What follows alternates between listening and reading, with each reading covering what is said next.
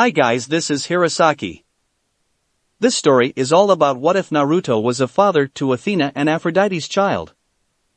Being a single father with two little girls is hard enough, but when there are monsters trying to kill them every day, it's even worse.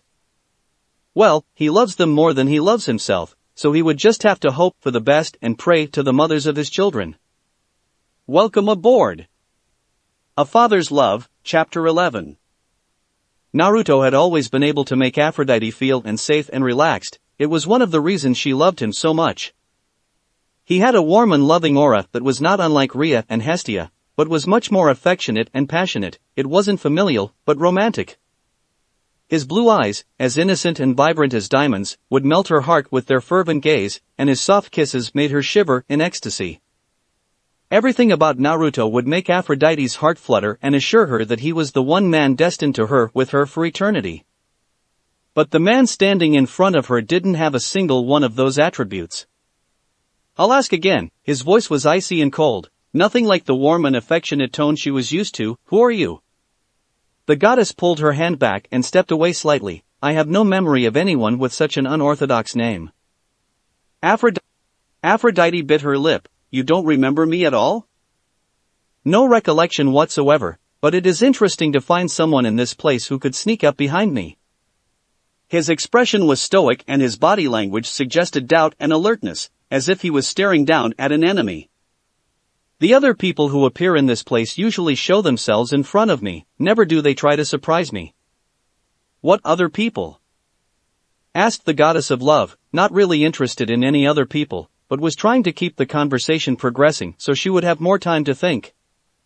Naruto crossed his arms, his flak jacket wrapped tightly across his chest as his white haori blew in the wind, the random fragments of old memories haunting me in this void of an existence. He exhaled softly and narrowed his eyes, though you are the first one who acts so causelessly. Aphrodite was confused as he continued, aren't you supposed to chatter on about some random subject as if we just run into each other on the streets? This is Naruto's mindscape, the place where his deepest memories are stored. Aphrodite had overheard Dionysus and Apollo discussing such terms when they decided to inflict a new form of madness onto the world. This man and his fragments must be Naruto's lost memories from before his accident when he was 16. So? Asked the man with a raised eyebrow. How come this never happened when I tried to reach into his consciousness before? Aphrodite frowned as she looked up at her lover. Is this realm only accessible during dreams? She decided to fish for more information. Do you remember the people who appeared before you? The man leaned back against the railing of the building, as if he was intrigued. Well, there was the man with red eyes with strange black patterns, the woman with pink hair and green eyes, the man with one eye covered, and the woman with blank white eyes. Aphrodite nodded along as he spoke. They usually just appear next to me and start talking, as if we'd been having a conversation for a long time. He rubbed his head and closed his eyes. They are merely parts of my lost memories, coming back in flashes, like haunting apparitions. He opened and stared at Aphrodite with his cold blue eyes. In fact, you are the only one who had remained intact so long. I am not an apparition, I am real. Aphrodite stepped closer to the man and felt a little hurt when he appeared to tense up. I am a part of your new memories, your new life. A new life? He muttered rhetorically, there is no such thing. Yes, there is. Cried the goddess loudly, you have a life outside of this place, where you have your own little candy store, and your own home. You have two little daughters, Lacey and Annabeth, and you love them more than anything. Tears started to well in her eyes as she continued to tell Naruto about his real life. You were obsessed with ramen and would always take the girls to this place on 5th Avenue. You loved to watch Disney movies with them. You always read them bedtime stories before bed and would sing lullabies for them if they can't sleep. She brushed the tears from her eyes, not caring if her makeup was ruined, and you have me. I love you, Naruto, and you told me you love me too. We promised to share the rest of our lives together. The Hokage frowned at the woman's tears and started to lower his guard. Regardless of what you say and even if such a life is true, I cannot perceive it. He sighed and turned around, facing his village with melancholy. I am cursed to remain here, in this empty maze of a village, destined to only witness fragments of my old life as only glimpses. Aphrodite sniffled and cleared her eyes as she looked out at the village herself. What is this?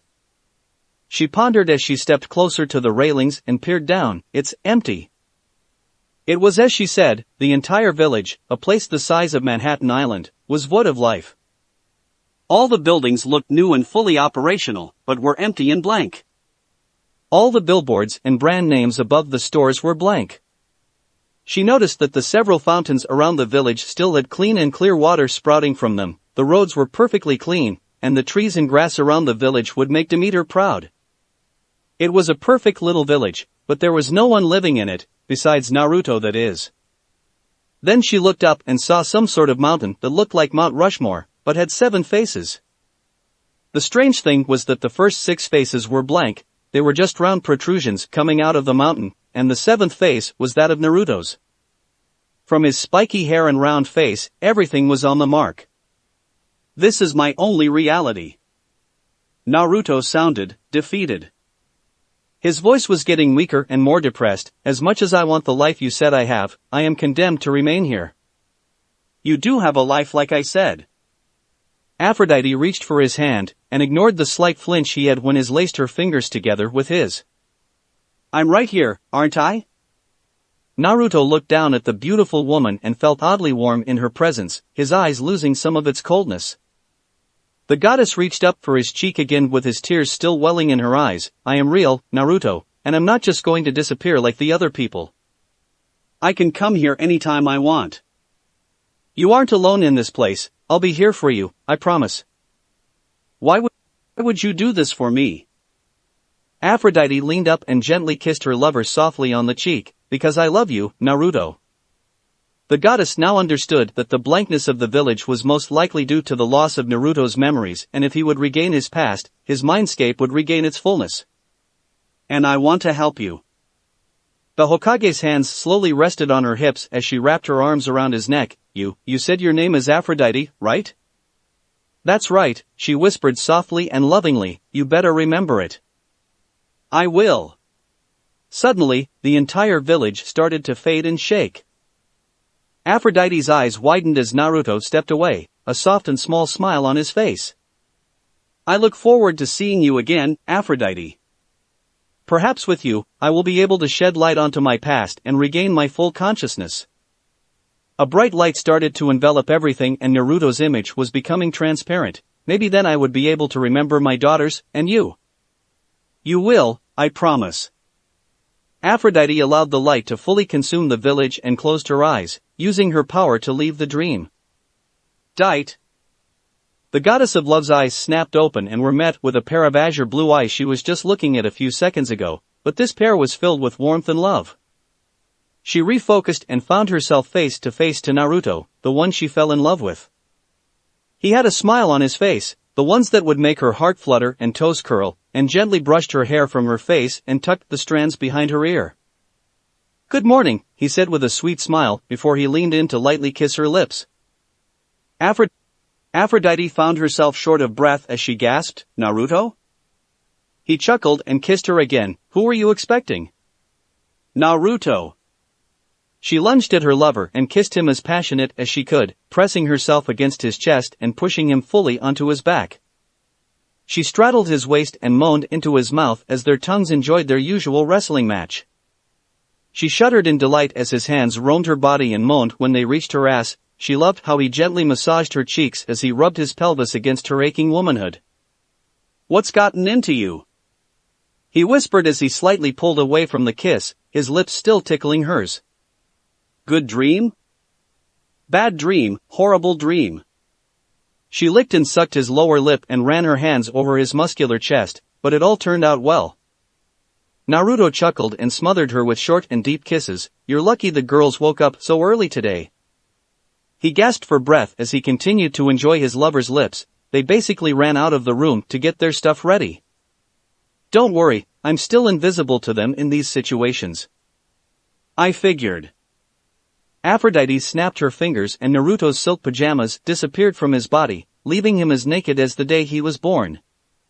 Did you see anyone else this morning, besides me and the girls?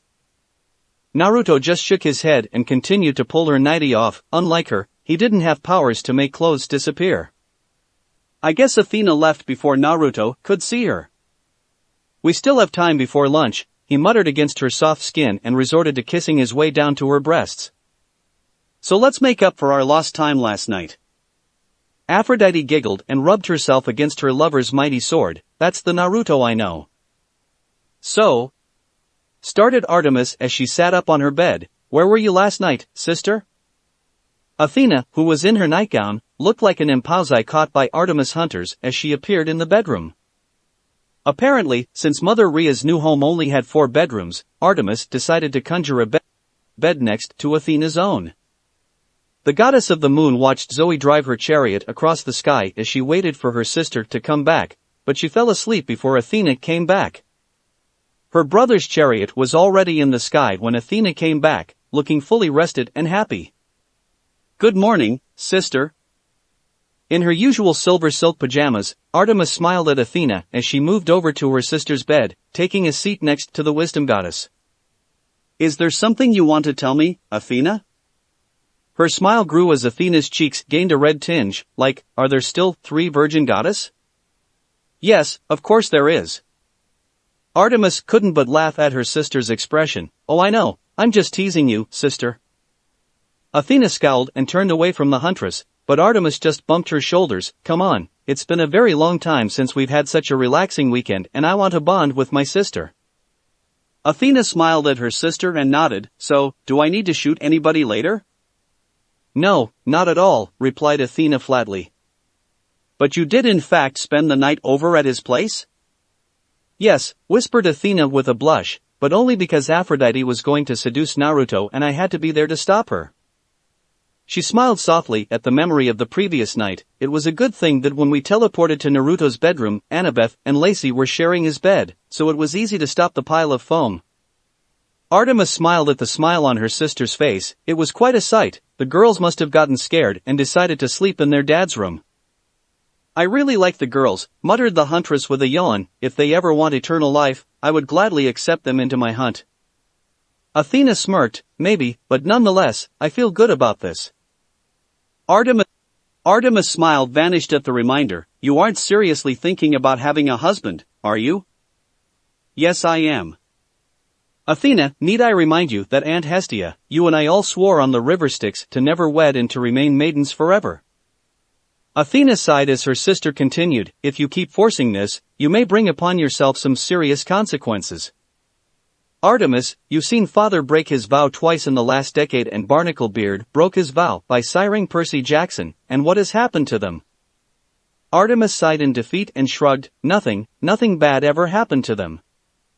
Athena smirked and crossed her arms, and I understand that breaking such vows might affect the people around me, but I will make sure that Naruto and the girls won't get hurt at all. What are you going to do with father? Artemis gave Athena a knowing stare. He is perhaps even more protective than Naruto when it comes to his daughters, and he'd likely smite Naruto into a pile of ashes before you could even finish telling him you want to marry him. Athena nodded with a frown. I know, but there are ways around it. She bit her lips and rested against the wall of her room. I'll get grandmother and Aunt Hestia to come with me when I tell him. I'll try to get Lady Hera to help me as well since she's wanted us to get married for thousands of years already. Artemis nodded in agreement, but then Athena gave her a look. You're coming with me as well. Why me? Exclaimed the goddess. I don't want to be there when father blasts the man. We're father's favorite daughters, so if we were both there, it would make things a lot easier. Artemis sighed, fine, but you owe me. Athena smiled, don't worry, if I see any intelligent maidens at the universities, I'll send him straight over to you. The wisdom goddess couldn't help but feel at peace inside her grandmother's home, sitting in bed, shoulder to shoulder, with her favorite sister, talking about the plans for the future. It almost made her feel like a normal human. Come on, I think grandmother and Aunt Hestia are awake already. Artemis slipped out of bed and rubbed her eyes. If I'm right about what I smell, Aunt Hestia is cooking some pancakes downstairs, and I really want some. The goddess of wisdom laughed and stood up as well. You are such a child, sometimes. Nope, that's all Apollo. The morning had been gone like a blur for Aphrodite. Even after a couple of hours of passionate and ecstatic lovemaking, she couldn't take her mind off of Naruto's mindscape.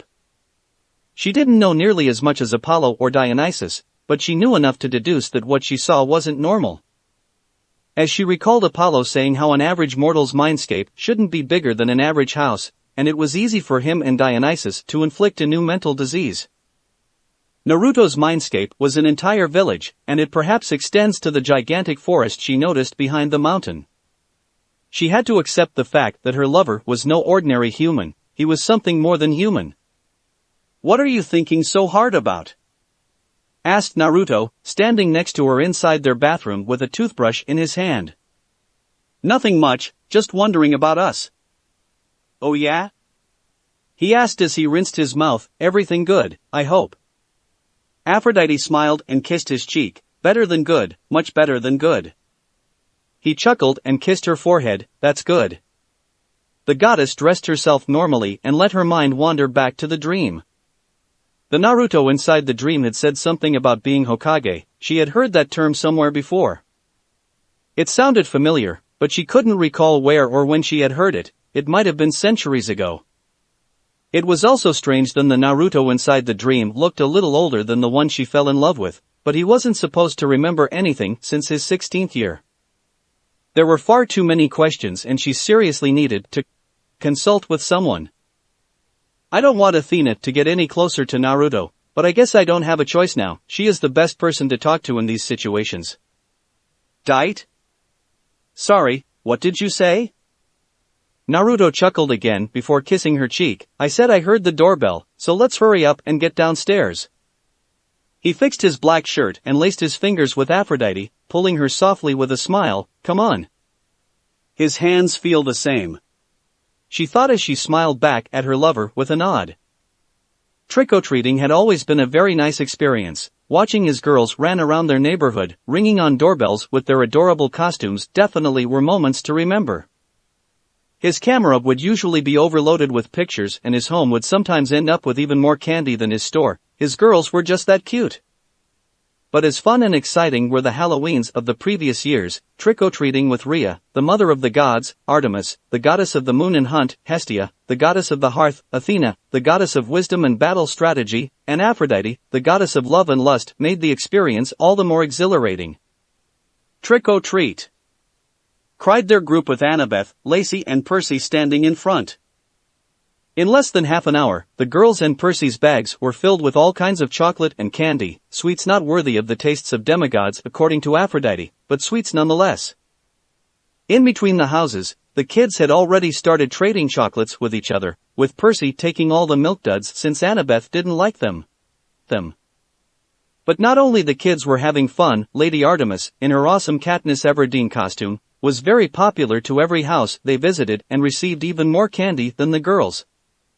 The goddess ignored the giggles of her sister, aunt and grandmother and continued to snack of her candy. They weren't as good as Hestia's cookies, but were still okay to snack on. She was seriously enjoying Halloween, and was determined to take all her hunters to trick-or-treat the next year. Naruto, dressed as Ryu from Street Fighter, Athena and Aphrodite, along with Annabeth and Lacey, had finally decided on one costume, stood behind his daughters with a happy smile. "Come on, let's go over to that cul-de-sac." Annabeth and Lacey grabbed hold of their dad's hands and pulled him along, making him smile at how adorable they looked in their costumes. "Not so fast, wait for Percy." Rhea, Hestia, Sally and Artemis stood together, opening small packages of sweets from the huntress bag. But off to the side, Athena stood silently, looking at Aphrodite, who was oddly quiet as she stood across from her. It wasn't like Aphrodite to be so distant from the main event, especially since Naruto and Lacey were having so much fun. She noticed the goddess of love looking over at her apprehensively, as if she wanted to say something but couldn't. "Okay," whispered Athena softly, away from the ears of the others, "what's wrong with you tonight?" Aphrodite glanced ahead at Naruto, who was running around with the kids, and bit her lips. She frowned and pulled Athena further to the side, trying to not appear too conspicuous, despite it being quite eye-catching with two gorgeous ladies wearing Princess and Lady Liberty costumes. Athena was growing increasingly intrigued, and willfully followed her rival, wondering what was wrong with her lovesick head. "What is it?" Aphrodite sighed exasperatedly. I infiltrated Naruto's dream last night and I saw something very strange. Athena's annoyance vanished and paid full attention. I thought I was only going to see some normal dream, or hoping to see a sex dream with me, but I ended up in his mindscape. His mindscape? Asked Athena, as her mind quickly recalled the discussion she had with Apollo regarding the complex subject. What kind of dream was it? Normal dreams shouldn't stretch so deep into one's consciousness, and one's mindscape is the deepest part of the mind. It was a village. A village? Asked Athena, as she glanced over at the man she loved. I can't explain it too well, spoke the love goddess in hushed tones as she kept glancing over at the others, so come with me tonight and infiltrate his dream. Hold on, why are you acting so nervous? For the sake of Olympus, Athena, just come with me. Aphrodite sighed and bit her lips. Naruto's mindscape isn't normal. I remember Dionysus and Apollo saying how a normal mindscape shouldn't be bigger than a normal house, but Naruto's is the size of a small city.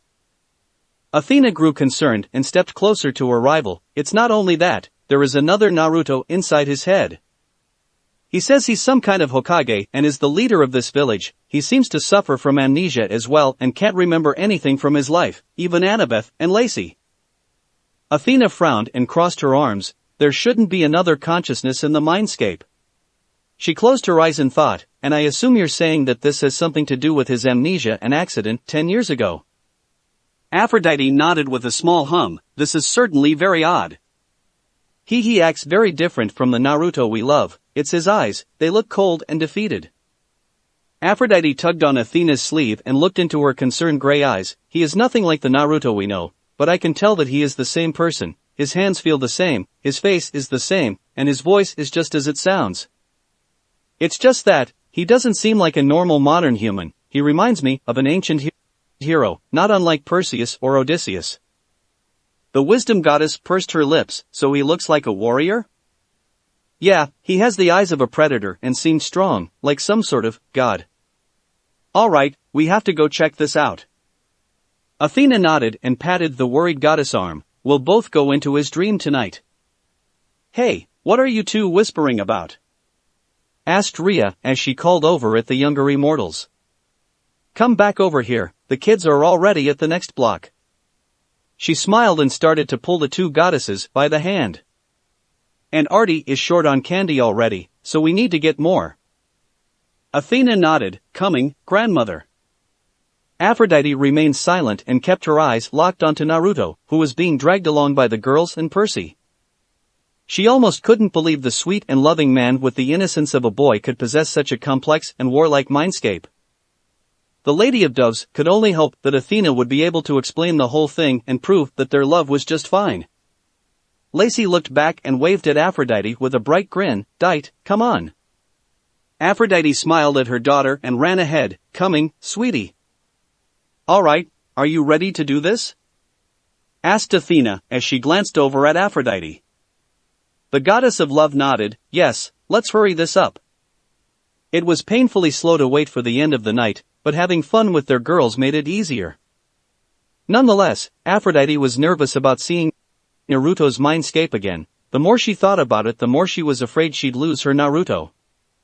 She didn't want her lover to turn into the man she met in the dream. She wanted to help the man in the dream turn into his present self, but she had to dig until she understood his situation. In the end, she could only hope that Naruto wouldn't change from the loving and sweet man that it was. She was looking forward to her wedding. Lay down. The girls and Percy were exhausted by the end of the night, even with all the candy they ate. Sally went home with Percy basically asleep in the car and the girls passed out the moment they stepped into their rooms.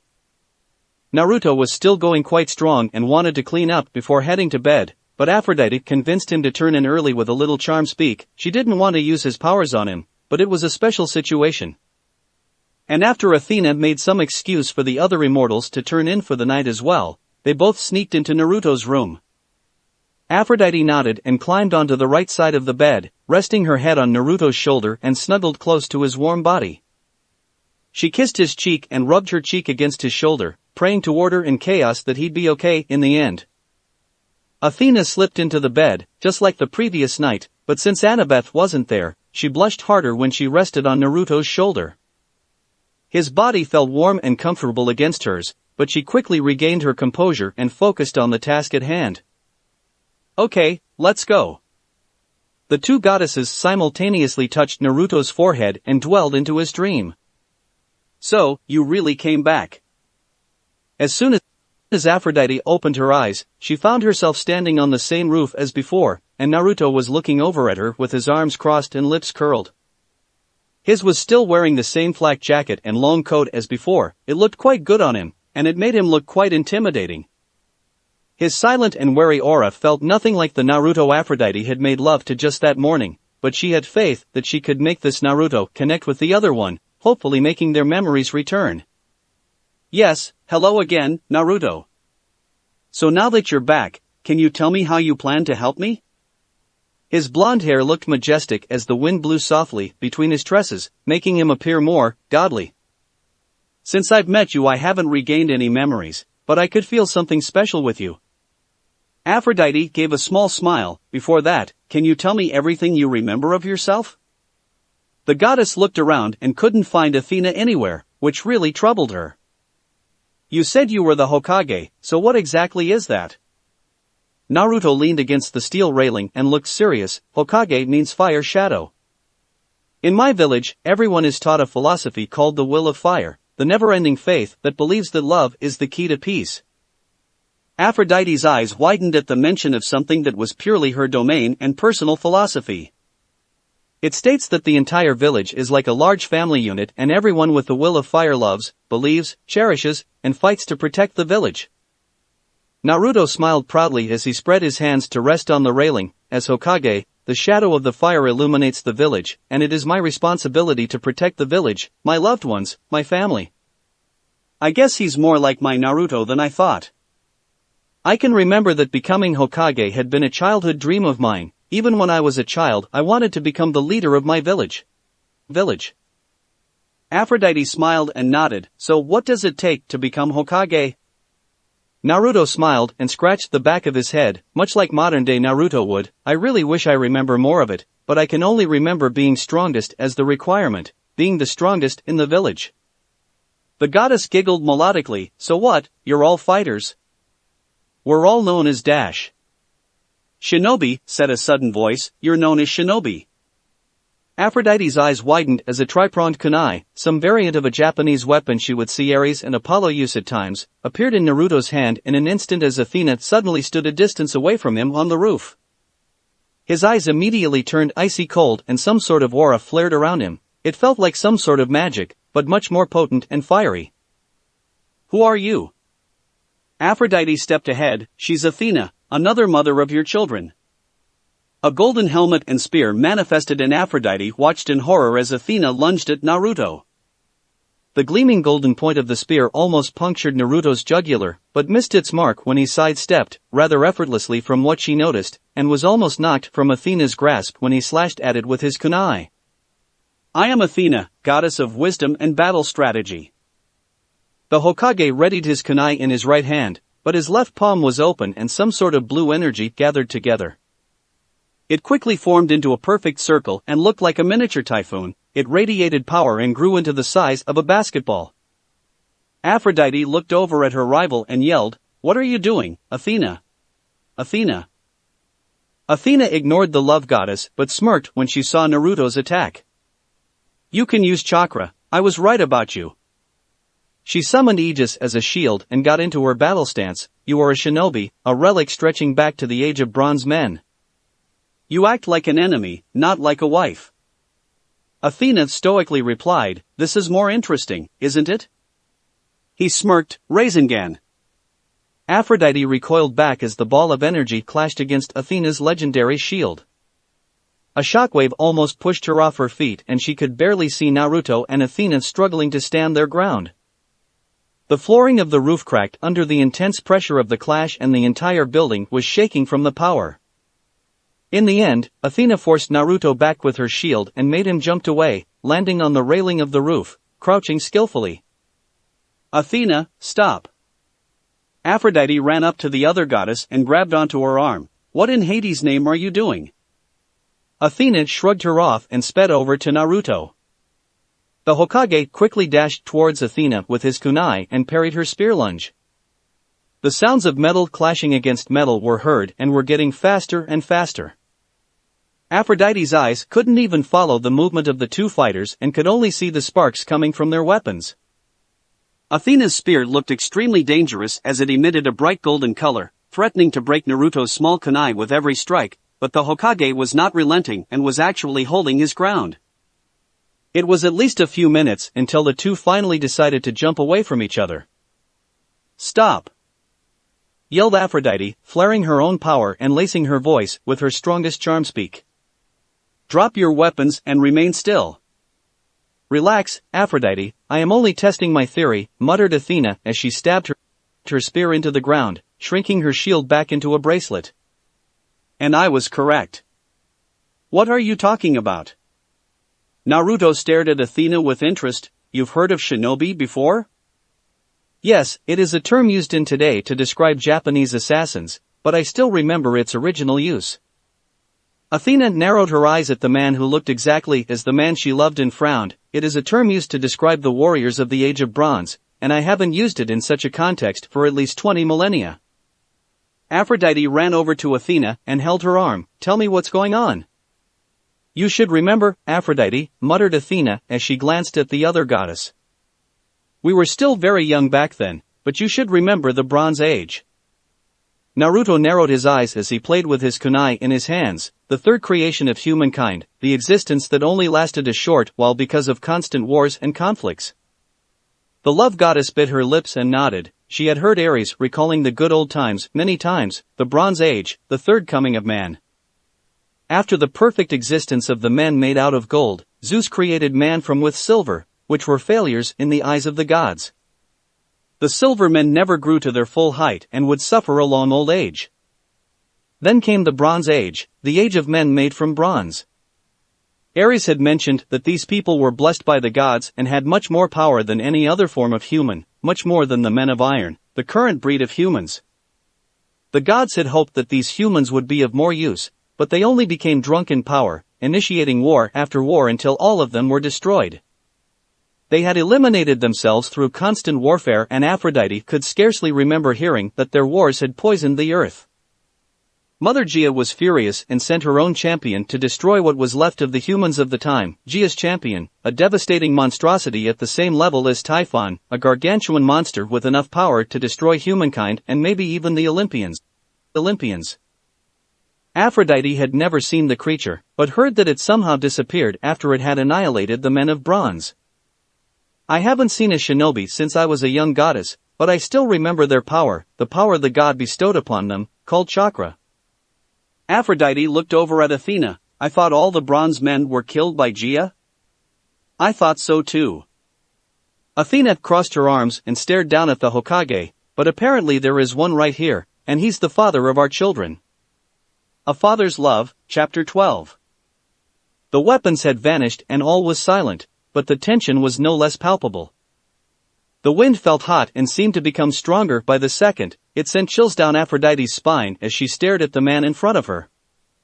The truth of the situation was slowly dawning on her, and the Hokage appeared oddly frightening to her. Naruto was not a regular human, not even close. He was something older, something ancient. The Age of Bronze men was a very long time ago, so long that she'd barely remember it. She was only a young goddess at the time. She had never met a man from that era, and she never thought she would. All the men from the Bronze Age had been known to be extinct. "Athena, what does this mean?" muttered Aphrodite softly. Athena crossed her arms, her eyes never once straying from Naruto. "This is certainly very surprising. I never thought I would meet someone from the ancient times in such a strange manner." She analyzed the Hokage's body language and saw no fear. He was completely calm. "The bronze men are supposed to be all dead. Father had searched the land before he started the creation of the Iron Men. Are all of the bronze men supposed to have this kind of power?" Aphrodite was no stranger to battles, and she knew that the skill Naruto displayed during his brief fight with Athena wasn't something a mortal human should have. "Definitely not," replied Athena seriously. The bronze men were designed to house more power compared to modern men, but not this much. They were more physically gifted and had much more stamina and strength, but in no case were they supposed to rival the gods. The wisdom goddess glanced at Aphrodite, but this one is much stronger than intended. It's because of that chakra thing, right? Yes, chakra is the source of these men's power.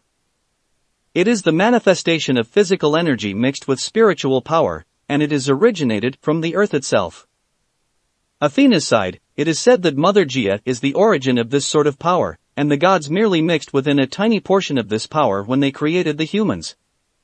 He seems to have more than a tiny portion. Athena nodded, yes, there shouldn't be a bronze man with such power, I am quite surprised as well. While all this is very interesting and definitely helps with my boredom, but can you please explain to me the situation? The Hokage's long haori flapped in the wind as he stared down at the two immortals, his eyes back to being cold and calculative. Who are you and why are you here? My name is Athena, the goddess of wisdom, battle strategy and warfare, and one of the 12 Olympians. Naruto's eyes narrowed at the introduction, but remained silent. From what I deduced, you somehow remained hidden from the gods as time went by, and created a new life for yourself after your memory was destroyed. Aphrodite stepped closer to Athena with a frown, and the one thing I am sure of is that you have somehow harnessed much more chakra than any of your people and managed to become an immortal. He can't, whispered the love goddess, I've seen Naruto bleed, he is red blood. His power must have somehow been suppressed, that explains his amnesia and how our powers couldn't penetrate his mind. Athena bit her lip, I think his memories are directly tied to his powers, this also explains why Naruto can defeat monsters and see through the mist. The goddess could only imagine how it was possible for one mortal man to have so much more. If he could clash against her with most of his powers suppressed, then he would be a match for Apollo or maybe even her father. That shouldn't be possible, and she didn't want to believe it, but all the evidence suggested that fact. Lord Zeus will kill him without question. Aphrodite bit her lip and fidgeted nervously, you know how paranoid they all are. That is why we need to take care of this problem ourselves. Athena's side, we need to figure out how powerful he really is and monitor the progress before the others find out about him. Regardless of him being a bronze man, Annabeth and Lacey still need him. I need him as well. What are you talking about? Muttered the Hokage, his patience wearing thin. You are a man of the old age, spoke Athena stoically with the composure of a general, your time had long since passed. It is safe to say that you are aware of this, but because of your loss of memory, you just can't remember. All I can say for certain at the moment is that you have somehow lost your memories, and you split into two blank slates. The internal slate, you, retained only your instincts and small amounts of memory. The Naruto I know is the outer state, and he is a normal man who thinks himself a victim of amnesia, not some sort of ancient warrior. The Hokage crossed his arms and narrowed his eyes, but didn't comment. The outer Naruto continued to live and made a new life for himself, but since you are trapped within his deepest level of mind, you cannot perceive it. So, what should we do? Exclaimed a frustrated Aphrodite. I'm not sure. Silence reigned for a brief while as the two goddesses pondered over the situation, but their attention was quickly drawn to Naruto when he sighed and turned away. His haori flapped in the wind as he stepped up to the railing and rested his arms on the steel, his eyes staring out at his village tirelessly. Being such an empathic being, Aphrodite could feel the man's loneliness and confusion, and couldn't help but feel a pang of pain in her heart. Seeing Naruto in such a light was gut-wrenching. So, I am just a relic of the past, a man without time. Athena remained stoic as the Hokage gave a small chuckle and shook his head, I shouldn't be too surprised. Not only have I forgotten my time has forgotten about me. Naruto sighed and he looked down at the village, but nonetheless, I feel like I still love this place, this home. This is where I belong, no matter how empty and isolated it is. I will just have to take solace in the fact that I am all the proof I need to prove the existence of my time. I haven't seen such peculiar structures in many years, said Athena as she walked up next to the man. I've admired the architecture of the Bronze Age. It is much more militaristic than even the most hostile countries nowadays, but it still had its own identity. Aphrodite stepped up to Athena and tugged her arm. Is there any way we can fix this? Naruto, said Athena firmly, though it did feel odd calling this stranger the same name as her love. If I ask for your trust, will you give it to me? The Hokage chuckled. While I think of myself as a careful person, I hardly have anything to lose now. The goddess gave a curt nod. All right then. Athena gently placed a hand on Naruto's forehead before looking at Aphrodite, which made the love goddess place her hand on Naruto as well. As the goddess of warfare, I am capable of dwelling into one's mind and harness any shred of memory connected to my domain. Right now, the two of us will search your mind, and I think unlike the outer Naruto, it will have much more dormant memories. I will search for any feelings of love you had for anyone back in your old life, and hopefully they will fill some of the emptiness in your mind. Aphrodite looked over at Athena and gave her a nod, signaling that she was ready. I understand, muttered Naruto. It all happened in an instant. The small area surrounding the goddesses and the Hokage remained the same, but Naruto's entire mindscape started to shake violently. The man gritted his teeth and shut his eyes as the goddess's power penetrated into his mind. Shocking and stinging sensations were all that he could feel as his body twitched uncontrollably. Hundreds or thousands of mental images flashed into his mind like shattered pieces of a completed puzzle, all incoherent data that fell unceremoniously into his memory. Athena narrowed her eyes at the vast difference compared to the time she tried to penetrate outer Naruto's mind. This man had an extremely vast amount of memories stored inside his mind, thousands of years' worth of memories. But something was still amiss. All the information was scattered and random, as if something was preventing her from fully extracting the data. Though now Athena could explain why Naruto did so well in her classes, she extracted a huge amount of random memories from his mind, and all of them was about war, as expected of a man from the Bronze Age. I can pluck certain memories out, but none of them make sense or have any concise order, called out Athena as she looked over at Aphrodite. Are you getting anything?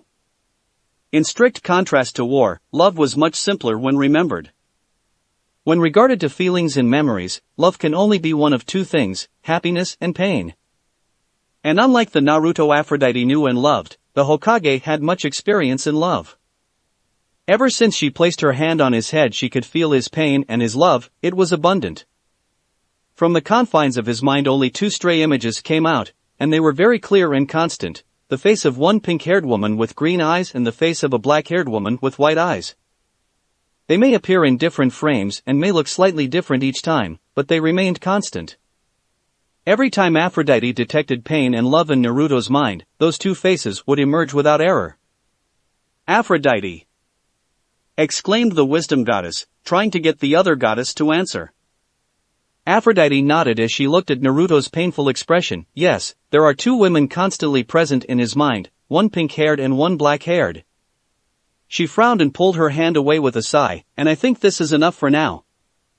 Athena agreed and retracted her hand as well. All right. The shaking around the village ceased and settled down, and all was silent besides Naruto's panting. The Hokage rested against the railing as he fought to catch his breath, beads of sweat rolling down the sides of his face. His blue eyes were intense and looked very troubled, as if his confusion had increased even more than before, and he couldn't stop his hand from shaking as he brushed his hair back. For the first time since the two goddesses had met this Naruto, he looked disorientated and staggered. Aphrodite frowned as she looked over at the Hokage. You just saw everything we saw, right? Naruto merely nodded, remaining silent otherwise. I only caught glimpses of your memories and all of them were scattered and arbitrary. I couldn't find any discernible patterns. Athena crossed her arms and sighed. Though there is one thing I am sure of, you have been through many years of war. Flashes of carnage of the battlefield appeared in his mind and left just as quickly, making the Hokage cringe at the numbing sensation. I'm quite aware of that now, though I still can't really recollect any specific times. I don't expect you to. You only regain mere fragments of your memories, and it will take much more time before you can fully remember everything. Athena internally noted Naruto's hopeful expression at her words, What we proved today is that it is possible to reach your memories with our powers, and I am confident that we can fully restore them in time. War and love encompass the bulk of humanity, especially in the Bronze Age. We are fully equipped. Thank you, muttered Naruto, looking grateful and relieved. I really appreciate your help. Make no mistake, we are doing this to find out more about how a man who should be mortal managed to live for so long. Athena narrowed her eyes at the lack of reaction from the warrior. Your existence is quite disconcerting for us. Not to mention that I love the other you and don't want anything bad to happen to him. We should leave soon, spoke Aphrodite, making Athena raise an eyebrow to her stoic tone. I can feel this place fading. Naruto is waking up. The Hokage frowned. Will you two come back? Athena nodded. Yes, we will see this to the end. Thank you. Aphrodite gave the shinobi a weak smile and placed a hand on his shoulder. You're welcome. We will be back soon, but until then, try to clear your mind and not focus too much on the fragments. We will uncover more memories soon, and you focusing too much of these small memories might make you even more confused. The Hokage nodded. I understand. Thank you, Aphrodite. The goddess nodded before turning to look at Athena. Let us go.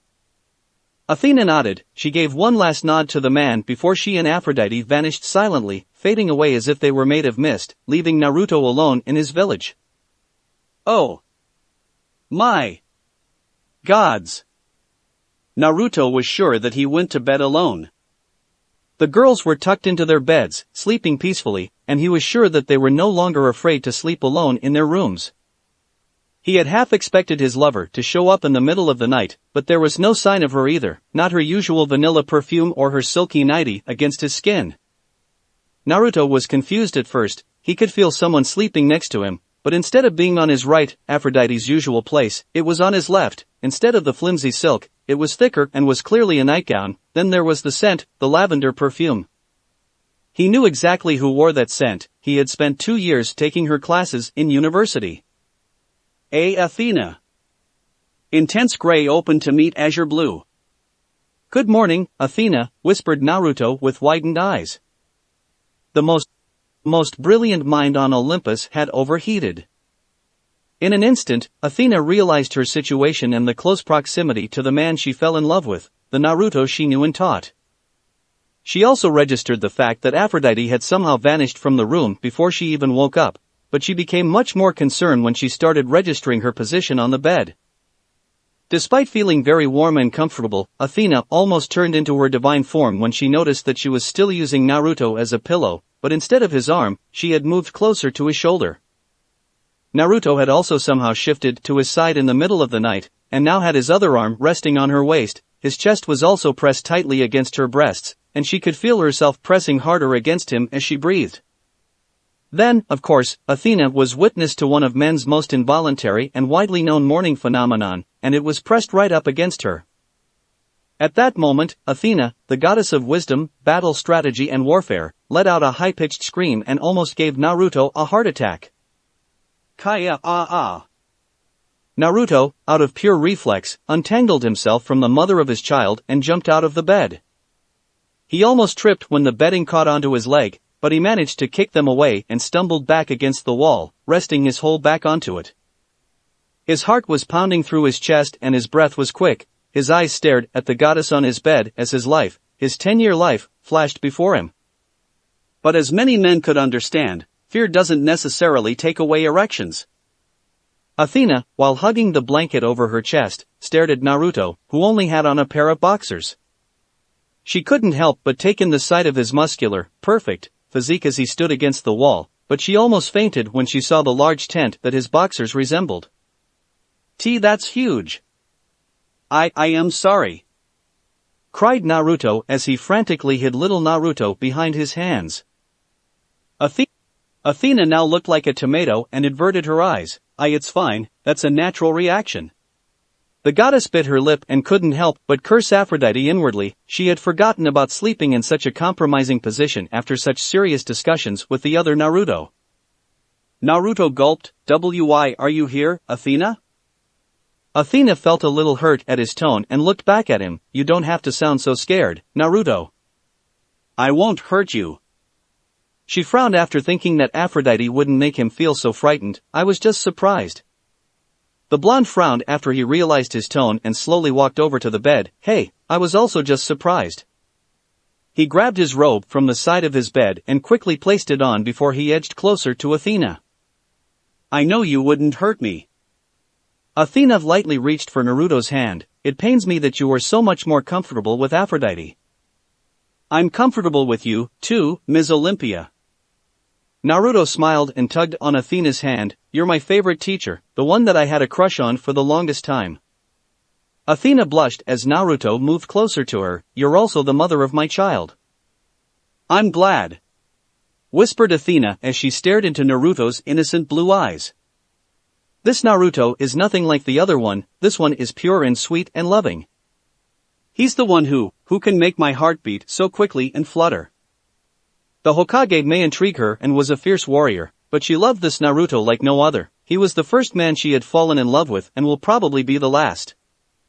She may be concerned about the implications of a bronze man being still alive, but in the end, she wanted to help her love more. I still want to get closer to this man. If everything works out, I will still marry him. One bronze man existing shouldn't be too big of a problem. You know, started Naruto, breaking Athena from her thoughts. I didn't think I'd see you again after that day. Athena frowned and squeezed back when Naruto tightened his hand around hers. That kiss felt like a goodbye kiss. Athena blushed at the reminder of her first kiss. I had thought so too. But I'm happy that I get to see you again. Naruto's happy tone made Athena look up at him. Well, my life is better with you in it. Really? Whispered the goddess, looking as if her heart was melting. Yeah, replied Naruto with his own blush, I love you. Naruto felt guilty about saying that to Athena when he was committed to Aphrodite, but he had to tell her. Athena was the first woman he could remember loving. She was who directed him back into society when he was still lost because of his amnesia.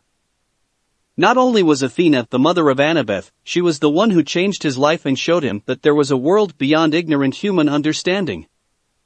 Athena felt as if all her blood rushed to her face and the master bolt ran down her spine. Her heart was thumping against her chest and her fingertips felt numb. She desperately wanted to say I love you too, but she was concerned that her voice wouldn't quite work, so she did the next best thing. Naruto was swiftly cut off from his rambling and was shocked to feel Athena's sweet lips on his. The goddess moved right up to him and sat onto his lap, her arms wrapped around his neck, pulling him deeper into the kiss. She tasted just as sweet as he remembered, and her tongue exhilarated him as it wrestled against his own. He couldn't help but wrap his arms around her waist and pulled her closer against his chest. He pressed his lips harder against hers and fought his way into her mouth. Feeling her fingers running through his hair only encouraged him to do more. I love you, too. Athena did her best to convey that silent message to Naruto as she kissed him. It was hard for her to actually say it when her heart was trying to jump out of her chest. She felt comfortable and warm in Naruto's arms, so she wasn't about to end the kiss anytime soon. For the first time since Athena and Artemis came down looking for Aphrodite, she was alone with Naruto. There were no more distractions. Artemis, Aphrodite, Annabeth and Lacey, and Mother Rhea and Hestia were all out of the picture. There were only Athena and Naruto. She finally had a chance to act upon her feelings for Naruto and show him and she loved him just as much as Aphrodite. I love you, Naruto. Naruto was gasping for breath when he gently pulled away, his eyes never breaking contact with Athena's. He kept her close and rested his forehead against hers while gently brushing their noses together, smiling at her adorable blush. That kiss was far better than their first one, mainly because it didn't feel like a goodbye kiss. He gently cupped Athena's face and caressed her soft cheek, briefly but tenderly kissing her lips again. You're not going to turn me into an owl, right? He asked with a chuckle. Athena couldn't help but giggle. No, definitely not. She leaned in and kissed him again. Sometimes I prefer snakes. I'd rather be an owl, he whispered, kissing her again. The goddess ran her hands along his neck and sighed as she broke away from the kiss. I love you, too, Naruto. She could finally say it without hesitation or nervousness. I love you, and I'm not turning you into an owl or snake. Naruto mirrored the happy smile on Athena's face and nodded. Do you want to have breakfast with the girls? Athena gently shook her head with a smile. I'm afraid it would have to be lunch. I should get back and see what the others are doing. That's fine. Naruto raised an eyebrow. What prompted you to come here last night anyway? The goddess gave a smile. I just wanted to come see you and have a moment with you. She couldn't possibly let Naruto know of his past or the fact that he was most likely immortal. Aphrodite isn't the only one who can act like this, you know? Naruto chuckled and nodded. I'm going to be back soon. She kissed him once more on the lips before she slipped out of the bed. Bye. Bye, he said with a smile as Athena vanished with a gust of wind. Being alone in his room, Naruto couldn't help but feel guilty as he touched his lips. He shouldn't have kissed Athena when he should be committed to Aphrodite. He knew he shouldn't act like an irresponsible playboy. What is wrong with me? I already have Aphrodite. But in the end, Naruto felt that Athena and Aphrodite shouldn't antagonize each other. It wasn't as if either one of them could ever replace the other. Look who decided to join us, said Rhea with a smile, out 2 nights in a row like a big girl. Athena blushed and just sat down at the dinner table, staring at the plateful of food that magically appeared in front of her. She could feel the smirk on her grandmother's face, and the stares of Hestia and Artemis. The goddess had expected such reactions from her family and was quite pleased that they didn't start asking her questions, but she was starting to become concerned about the lack of Aphrodite. It wasn't like the love goddess to storm away from her lover's bed so quickly, and Athena would never imagine Aphrodite willingly allowing her and Naruto to be alone in bed. Something was definitely wrong with the lovesick goddess. So, started Rhea, where were you last night? Athena's hopes of not being interrogated had shattered with that. I was watching Aphrodite. I do not trust her with Naruto, and I was there to stop them from doing anything inappropriate. She could feel her lips tingling as she said that, as if the fates were mocking her hypocrisy seeing how she made out with Naruto, a term she would often hear from Apollo. I do not want Aphrodite touching Naruto, nor do I want the girls to see or hear anything obscene. So, there are still 3 virgin goddesses? Athena gave her grandmother a look. Yes, definitely. We were a little worried, Athena, spoke Hestia with a sheepish smile. This is your second night staying over at Naruto's place, and that is a little disconcerting. It is obvious that you care for Naruto much more than you have any man before, but we don't want you to rush or make any rash decisions. Artemis crossed her arms at Athena's annoyed expression. I was about to go over there to see if that man was doing anything to you. Thank the fates she didn't, thought Athena as she stood from her seat. I am the goddess of wisdom, so you don't have to worry about me being foolish. I can take care of myself and make my own decisions. Just don't let father find out yet, muttered the goddess of the moon as she sliced her pancakes, knowing that her sister heard her perfectly. He is going to freak out. Ignoring the nods of Rhea and Hestia, Athena focused on Aphrodite's signature and walked up the series of stairs. Apparently, Aphrodite was just in her room. In the eons the 2 goddesses had known each other, the last few days were perhaps the most they've ever been in each other's company. Athena couldn't remember the last time she sought out Aphrodite, but she was seriously concerned about her. She was certain that Aphrodite would try to tease her the moment they woke up. She was even a little nervous about Aphrodite potentially doing something embarrassing with Naruto in front of her, but she never expected her to just leave. With several knocks on the pink wooden door, Athena stepped inside. Aphrodite? To her surprise, Aphrodite simply sat on her bed, hugging her knees to her chest, her violet eyes deep in thought. She was still dressed in her silk nightie that revealed a huge amount of skin, but it was a little crinkled. Not to mention the several strands of hair that looked messy on her head, that alone should be a red flag. Athena frowned and sat on the edge of the bed. Hey, are you alright? In the fragments of the inner Naruto's memories, started Aphrodite suddenly and without looking up at Athena. Did you ever see a glimpse of the 2 girls I mentioned, the pink-haired one and the one with the white eyes? Searching through her memories, the goddess shook her head. Nothing stood out. There were thousands of people in those memories. They might have been one of them, but there wasn't anybody who appeared more significant than the rest. Aphrodite sighed and looked up at Athena. When we fully restore Naruto's memories, will he lose the memories he has now, or will they mix together? They will mix together, said Athena positively. No matter how many memories he has stored inside his mind, he will retain his most recent memories, which should still be more prominent after because it is so close.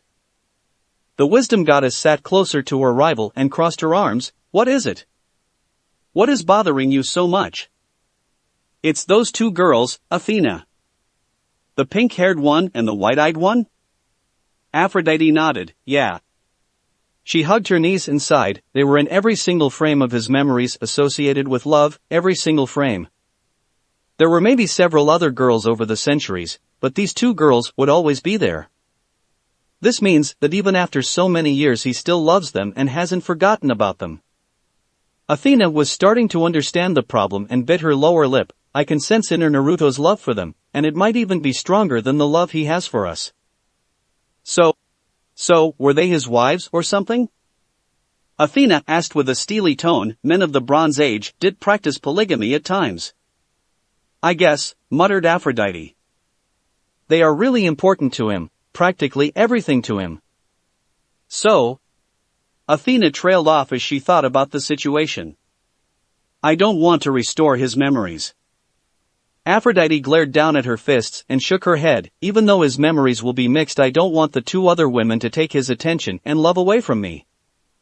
They are two mortals who died thousands of years ago and should just stay that way, dead. Aphrodite, if both one of us wants to make Naruto our immortal husband, and I know both of us do, we will have to restore his memories. Athena frowned and closed her eyes and thought, the others will find out about his past sooner or later, especially Apollo. We need to figure out what we are dealing with before letting the others know. If we can solve this whole thing ourselves, we don't have to worry about the others being paranoid about Naruto. Aphrodite just sighed, but Athena continued, his feelings for the other two girls may have lasted for a long time, but the love he has for us isn't weak either. Not only are we much more recent, we are also goddesses. I am quite confident that he will forget about them soon. You don't know love like I do. The love goddess ran her nails along her blanket with a frown. If he hasn't forgotten about them in 20,000 years, he wouldn't forget about them now. I can suppress his feelings for them with my powers, but not erase. The best we can do is to try to win over his heart, make him love us more than them. You're saying that we need to work together? Aphrodite nodded, yeah, I want to make sure that we get his heart, 100%. Athena sighed, as much as I want to claim Naruto as my husband, I guess I can work with you for a short while. But make no mistakes, Naruto is still in my sights and I will have him for myself later on. You wish, Aphrodite said with a smile, if I can get rid of those two girls, Naruto is all mine. For the first time in forever, love and war were working together, and that was a power that could reshape the earth on its own. A Father's Love, Chapter 13. Pony, I'm thinking a pony, muttered the most beautiful goddess in existence as she tuned out the voice of Hermes as he recited the topic of the meeting. A pink pony, no, a white pony. I'm sure Lacey will love a white pony. Annie is far too much like her mother to like such things. Maybe I'll get her a snow owl as a pet, I'm sure she'd love that. In accordance to Olympian tradition, all 12 Olympians along with Hades were gathered in the council chamber to welcome the winter solstice with their annual meeting of the gods. But also going along with tradition of past several millennia, nothing of importance was discussed, not for Aphrodite anyway. She could see Athena was paying very close attention and had prepared her own stack of papers to present to the council, but Aphrodite couldn't have cared less. As far as she was concerned, winter solstice was just another way of saying it's only 4 days until Christmas. The goddess of love had always loved the holidays, even though the Christians originally stole the idea from them. Be the holiday called Cronia, or Saturnalia, or Christmas, it was all the same to her. The sentiments of the holidays were too lovely for Aphrodite to ignore, and the fact that it gave the perfect excuse to shower her two favorite girls with gifts made it all the better. It was quite surreal for Aphrodite. In such a short while, Lacey and Annie had become a huge part of her immortal life. It was most surprising for her that she could love Annabeth so much even though she wasn't her own daughter, the mere fact of her being one of Naruto's most precious people was enough for Aphrodite to love her. Aphrodite, muttered a voice from next to her, one that she decided to ignore. What should I get for my handsome husband? The goddess had her arms crossed as she bit her lower lip and thought, wondering what would be the perfect gift for the most important man in the world. I already bought that sexy set of lingerie, but I need more than that. Maybe a new car, or a new house. No, I love our little home and family car. Aphrodite. What? Cried Aphrodite angrily, very annoyed that her train of thought was interrupted. Zeus glared at the goddess for her blatant disregard to the meeting and her rude tone when addressing him. Need I remind you that this is the most important meeting of the year? Stop daydreaming and pay attention. My queen is asking you a question, so if you aren't too busy with your thoughts, please answer her. With a huff, the goddess looked over at the queen. What is it, Hera? Hera sighed. As I was saying, the marriages that occurred this year is lower than the number of last year, following the pattern of the 10-year decrease, but the amount of divorces have increased by almost 25% compared to last year. The queen had a frown that bothered her beautiful face as she looked at the goddess of love. This is a huge problem for my domain and I would like to know if the amount of new lovers this year has decreased. Aphrodite calmed and really focused on the queen's words. I'm afraid not, she replied, not surprised at the deepening of Hera's frown. The amount of new lovers have increased since last year and is almost at an all-time high. The women and men around the world seem to have less respect to their marriages nowadays. They all go out and do their philandering before coming home. Everyone, with the exception of Athena, Artemis and Hera, were a little surprised to hear bitterness in Aphrodite's voice. She would usually be glad that there were more new lovers around the world. And I must note that many of these new lovers are much younger in age than the ones in previous years. Teenagers are hooking up younger and younger every year. It's really not surprising that the amount of divorces are so high. These kids don't even know what love is, much less know if they are marrying the right person. Apollo shrugged. Well, the media isn't really helping on that part. All the movies nowadays have all the cool kids hook up real early on, and there are less and less family-orientated films being made. I often see my children and legacies try to branch off into new genres, and some of them are just not promoting the traditional marriage and family. There are still some good family movies, I guess, muttered Hermes as he toyed with his caduceus. I watched one the other day that was pretty good. It's still nowhere near enough, said the queen with a sigh. Western society, even Eastern society, is plagued by a so-called modern mindset and it just doesn't allow for healthy and good marriages. There are still wonderful married couples out there, but they are becoming scarcer. This is a problem with very deep roots and it can affect parts of almost every domain. Athena nodded in agreement. This is true. A healthy family is fundamental for each growing child, and in turn, is fundamental for all future generations. This generation is becoming vastly different from the last. Families being torn apart will lead to many difficult situations. I can personally vouch for that, added in Artemis. Many of my younger hunters decided to join to escape their broken family. Countless children are being ignored and many women are leading promiscuous and adulterous lives. It's different from before. Now not only the men cheat and hurt, the women do as well. Not surprising, muttered Aphrodite with a frown. Honestly, I don't think many in this generation knows how to properly fall in love. Hades cleared his throat, gaining everyone's attention. Many new souls in the underworld have died from domestic disputes, some of them are children. This problem is a wildfire, and we must contain it as soon as possible. The eldest son looked over at his sister. Hera, I think you should increase your power and control over your domain. Use force if you have to. Hera shook her head. It's not that simple, brother. My control over my domain is purely one-dimensional. I can only fan the flames of the existing values of marriage. I cannot change or alter those values in any way. Zeus looked over at Aphrodite. I think it is time to combine your powers with Hera's, Aphrodite. With both of you monitoring this problem, we might see some change by the end of next year. Ares scoffed. You're asking Dite to help with marriages? Aphrodite glared at the god of war, making him flinch, before she turned and nodded to the king. That is a good idea. I will take a look at it. I'm sure together, the goddesses of love and marriage can do something to fix this. Hera smiled, thank you. No worries, I owed you one anyway. Ignoring everyone's curious gaze, she continued, and I've come to appreciate marriage much more than before, so I'm willing to help. That is good news, indeed. Just as she had been doing ever since she started to live with Naruto, Aphrodite scattered her being all over the globe, using her omnipresence to hide her true location to people who would search for her. Doing as Athena had advised, Aphrodite left more power to some of her essence, so people looking for her would naturally go the other direction. This way of outmaneuvering Ares and other gods searching for her had worked perfectly, and she hadn't been bothered at all. She was peacefully enjoying married life with Naruto and their honeymoon in suburban New York. So, you're not coming home tonight? Athena shook her head with a frown. No, I am needed here to discuss the future plans with father, and I need to keep all my focus here, so I shouldn't use my omnipresence. I will be back by Christmas. I did promise Annabeth that I'd spend the holidays with her.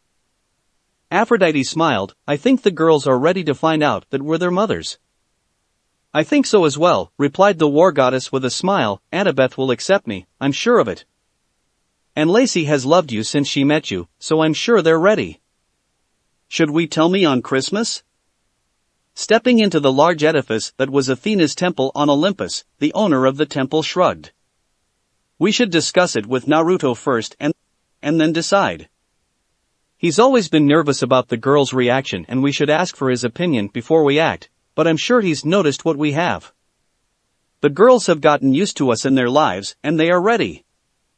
Aphrodite smiled happily, it adds to their presents for Christmas, too. Athena nodded with a smile, yes, it will be a good day. Okay, I'll see you then. Don't act crazy in the house just because I'm gone. I may not be there personally, but I will be watching you from here. Since the two goddesses had decided to work together to amplify Naruto's feelings for them, they had come up with a routine. They would both act friendly with each other, especially when in Naruto's company. They would both try their best to get close to the girls and have them ready to accept them as their mothers. One thing they were certain of, Naruto's love would amplify if the girls started to see them as their mothers. So, for the past 2 months, life had been great for the family of 5. It had been a little rocky at first, but the two goddesses were starting to get used to each other. To be honest, none really minded the other anymore. Hey, what I do with my lover in the bedroom is none of your business. Athena scoffed, it does when he's my lover as well. He's not your lover, you virgin. Aphrodite was annoyed at how fast Athena was coming to terms about loving Naruto. You kiss and you cuddle, that doesn't make you lovers.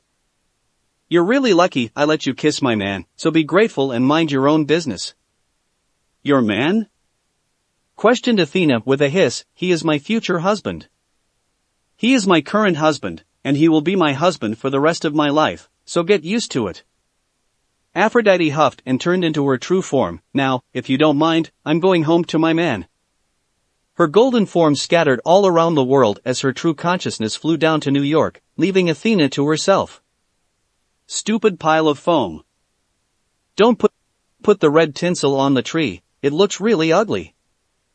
Lacey was barking around orders as Annabeth was in charge of decorating the taller parts of the tree. We have yellow lights and a golden star, so put the gold tinsel only.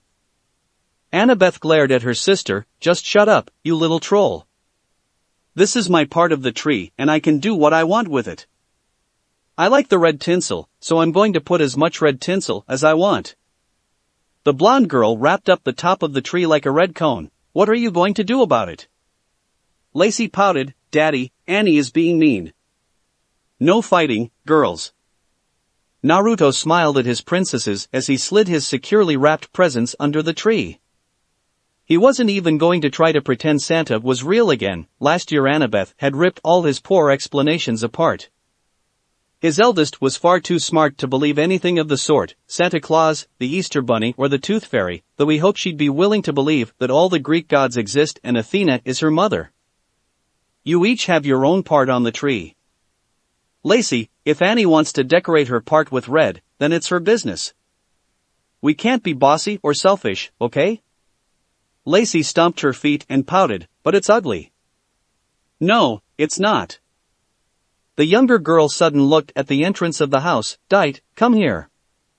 Naruto looked at his front door and smiled when he saw his lover coming home.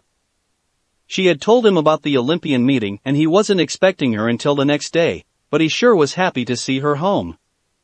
It was amazing. Every single time Naruto laid eyes of Aphrodite, she would be perfect in every way. Her hair could be messy, she could have absolutely no makeup on, but she will always be his perfect beauty, personified. Lacey ran over to her mother and pulled over to the Christmas tree by the hand. "Look at this." Aphrodite smiled and sat down on the soft carpet. "Oh, I think it looks beautiful." Annabeth grinned as Lacey looked shocked.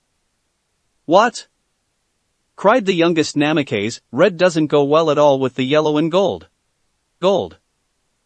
"Yes, but the tree is decorated by you two girls, and that makes it beautiful." The goddess kissed both Annabeth and Lacey on their cheeks, smiling stunningly as she did so. "It makes it unique and I love it already." Lacey pouted. "I guess I can live with it." "See, Dite likes it." Annabeth smiled and stuck her tongue out at Lacey, making her sister glare at her. "Shut up, Annie." "That's enough, girls," said Naruto with a little more authority. "Since Dite is home, we're going to prepare for dinner now. Annie will go set the table and Lacey will place the napkins. The roast is almost done, so wash your hands after you're done." "Okay, Daddy." "Sure, Dad." Aphrodite smiled as the girls skipped into the kitchen and smiled brighter when Naruto sat down next to her on the carpet. He had that smile on his face, the one he would always have when he would welcome her home, the one that would always make Aphrodite feel as if her heart was melting. It was so breathtakingly handsome and cozy, it made the goddess feel that she was where she belonged, that she was home. The strong arms that wrapped themselves around her frame made everything all the better, and Aphrodite found herself in her favorite spot in the world, in Naruto's arms. She rested comfortably against his chest and gently caressed his hand that was tracing her side. "Are you tired from the meeting?"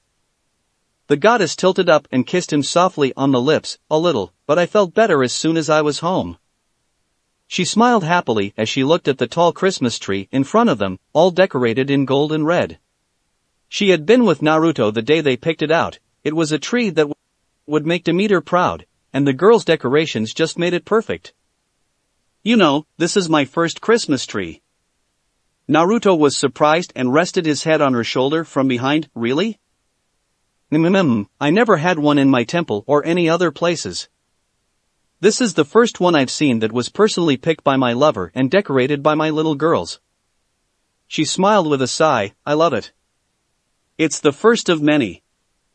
Aphrodite giggled and nodded. "First of eternity." Naruto kissed the goddess' cheek. "I love you, Dite." Just like every other time she heard those three words from Naruto, her heart fluttered in delight. "I love you too, Naruto." She snuggled deeper into Naruto, reveling in warmth. "I love you so much." Since the day she decided to come back to Naruto, her love for him had reached new heights, not just for their relationship, but new heights for all of the love she had ever felt in her life. It had been growing every day, steady and surely. Aphrodite was so surprised that such powerful emotions could be achieved so simply.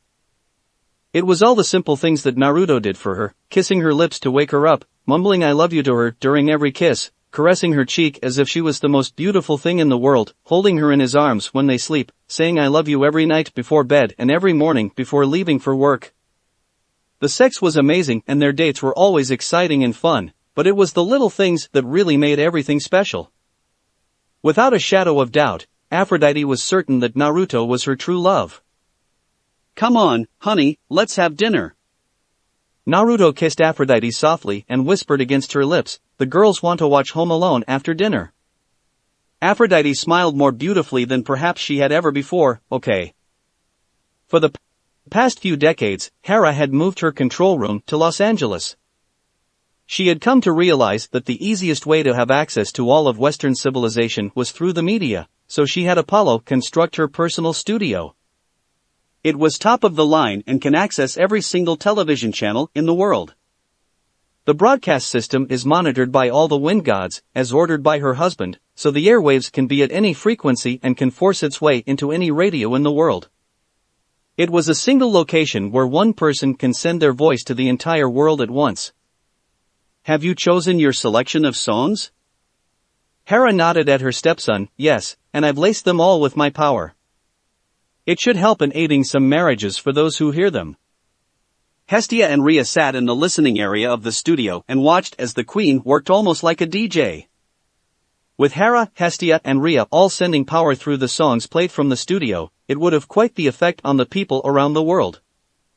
Hopefully, it would be influential enough to help the marriages around the world last the test of a lifetime, which for humans, isn't all too long. This is truly sad, muttered Hestia as she stared into the fireplace in the listening area.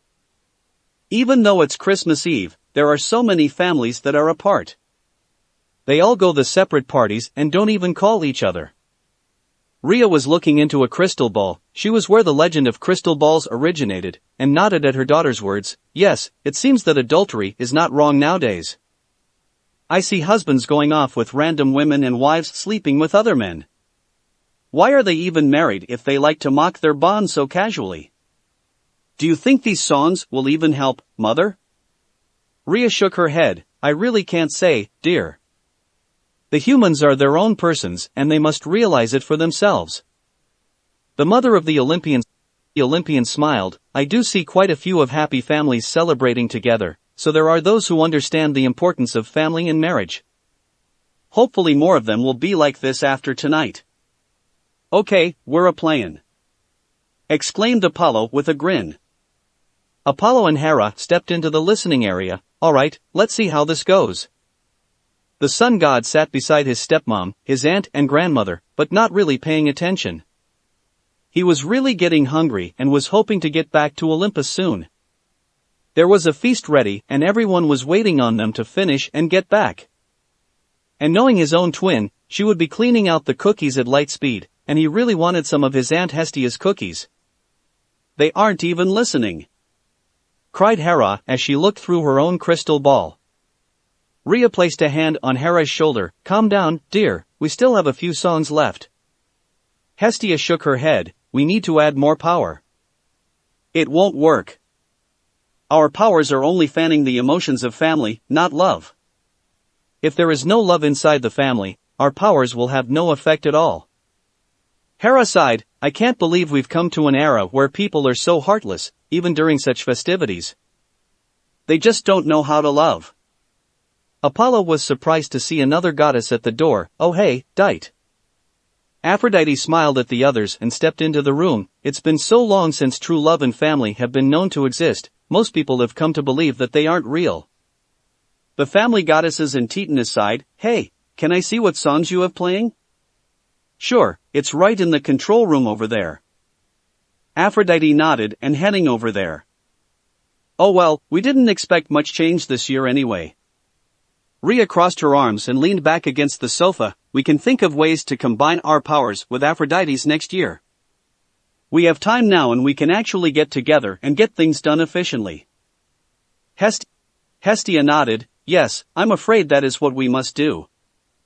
Hera sighed, disappointed. I was hoping to see better results, though.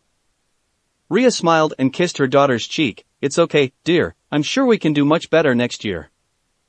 I think we can try again on Valentine's Day, it's only a couple of months away. Whoa! Suddenly exclaimed Apollo, Dite just maxed out all the controls in there. What does that mean? Asked Hestia. It means that every single television channel and radio station in the world will be hearing what we play. We wanted to stay within the United States tonight to see how we do, but know the whole world is listening to what we play. Hera looked into the control room through the large glass wall and saw Aphrodite smiling. What is she doing? Suddenly the music stopped. Yeah, what is she doing? Wondered Apollo out loud. A new melody started to play from the control room and it was being broadcasted to the entire world. Hey, we never chose this song to be on the playlist. Hestia sat up taller from the sofa. What song is this? I've Never Been to Me, by Charlene, answered the god of music. Hey lady, you lady, cursing at your life. She's singing? Hera was surprised to see that Aphrodite was holding onto a microphone and it was set to be broadcasted as a live feed. But the cameras are all off, so what is being shown on the television channels? I'm not sure, but Hef designed this studio to reach everything. My guess is that the screens will be our Olympia logo or something and the sound will still be played through. Apollo stared at Aphrodite, who looked incredibly serene as she held the mic. But I have a feeling that we don't any images to capture the attention of the people. People. You're a discontented mother and a regimented wife. I've no doubt you dream about the things you'll never do. Inside the control room, Aphrodite rested against the wall with a small smile as she sang into the mic. For some reason, ever since the solstice meeting, this song had been in her mind. It was bizarre since she had always hated this song. It promoted wives to stay with their husbands and restricted the widespread of love, but now that she was with Naruto, her opinion changed. If she had to choose between Naruto and all of her experience and previous lovers, she would choose Naruto without question. It would be the easiest choice she would ever make. But, I wish someone had talked to me. Like I want to talk to you. It was at that moment that the ladies outside of the control room felt it. It was overwhelmingly powerful. It was Aphrodite's love, her love for Naruto, for Lacey, for Annabeth, even her love for Einstein and Toothless. They all clearly felt it. Aphrodite's emotions were coming off of her person in waves, and it flooded the domain of family with love. For the first time since Aphrodite's birth, she was fully immersed in a love that was not of her own domain. For the first time, she was fully bathed in the love for family. Oh, I've been to Georgia and California and anywhere I could run. I took the hand of a preacher man and we made love in the sun.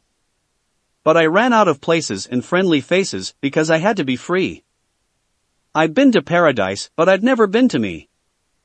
This is how she really feels, this is sung straight from her heart, thought Hestia as she looked at her best friend, tears of joy welling in her eyes. I can feel it myself, all of Aphrodite's emotions. Hera had a soft smile on her face as she watched the goddess sing, she really understands. That mortal she is with must be one special man. For Aphrodite to change this much in such little time, I didn't think it was even possible. Oh, Aphrodite, Rhea had perhaps been the one who had always noticed how empty and lonely Aphrodite actually was, and she was more than happy that the love goddess could finally break through from her own prison. Mount Olympus, main hearth. The other 9 Olympians among others were all silent as they were all enchanted by Aphrodite's voice that was currently playing through every single speaker on Olympus. It was obvious to them that Aphrodite not being her usual self. They could all feel her emotions through her voice and how deep her love really ran. Please lady, don't just walk away. 'Cause I have this need to tell you why I'm all alone today. Wow, I didn't think Dyke would ever sing this song, said Hermes as he remained captured by Aphrodite's heavenly voice. Artemis smiled as she tapped her feet to the mellow beat, for once, I don't find her voice annoying at all. The goddess of the moon could only wonder how Naruto managed to change Aphrodite so much. Aphrodite wondered the one goddess that could share in her love. Athena sat still on her throne, looking up at a celestial speaker as she bathed in Aphrodite's emotions. She could feel it as if the love goddess was in front of her smiling and she could see Naruto standing right next to her. Athena understood, perhaps more than anybody.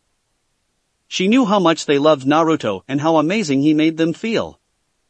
If she had any doubt about Aphrodite's love for Naruto before, they were all obliterated.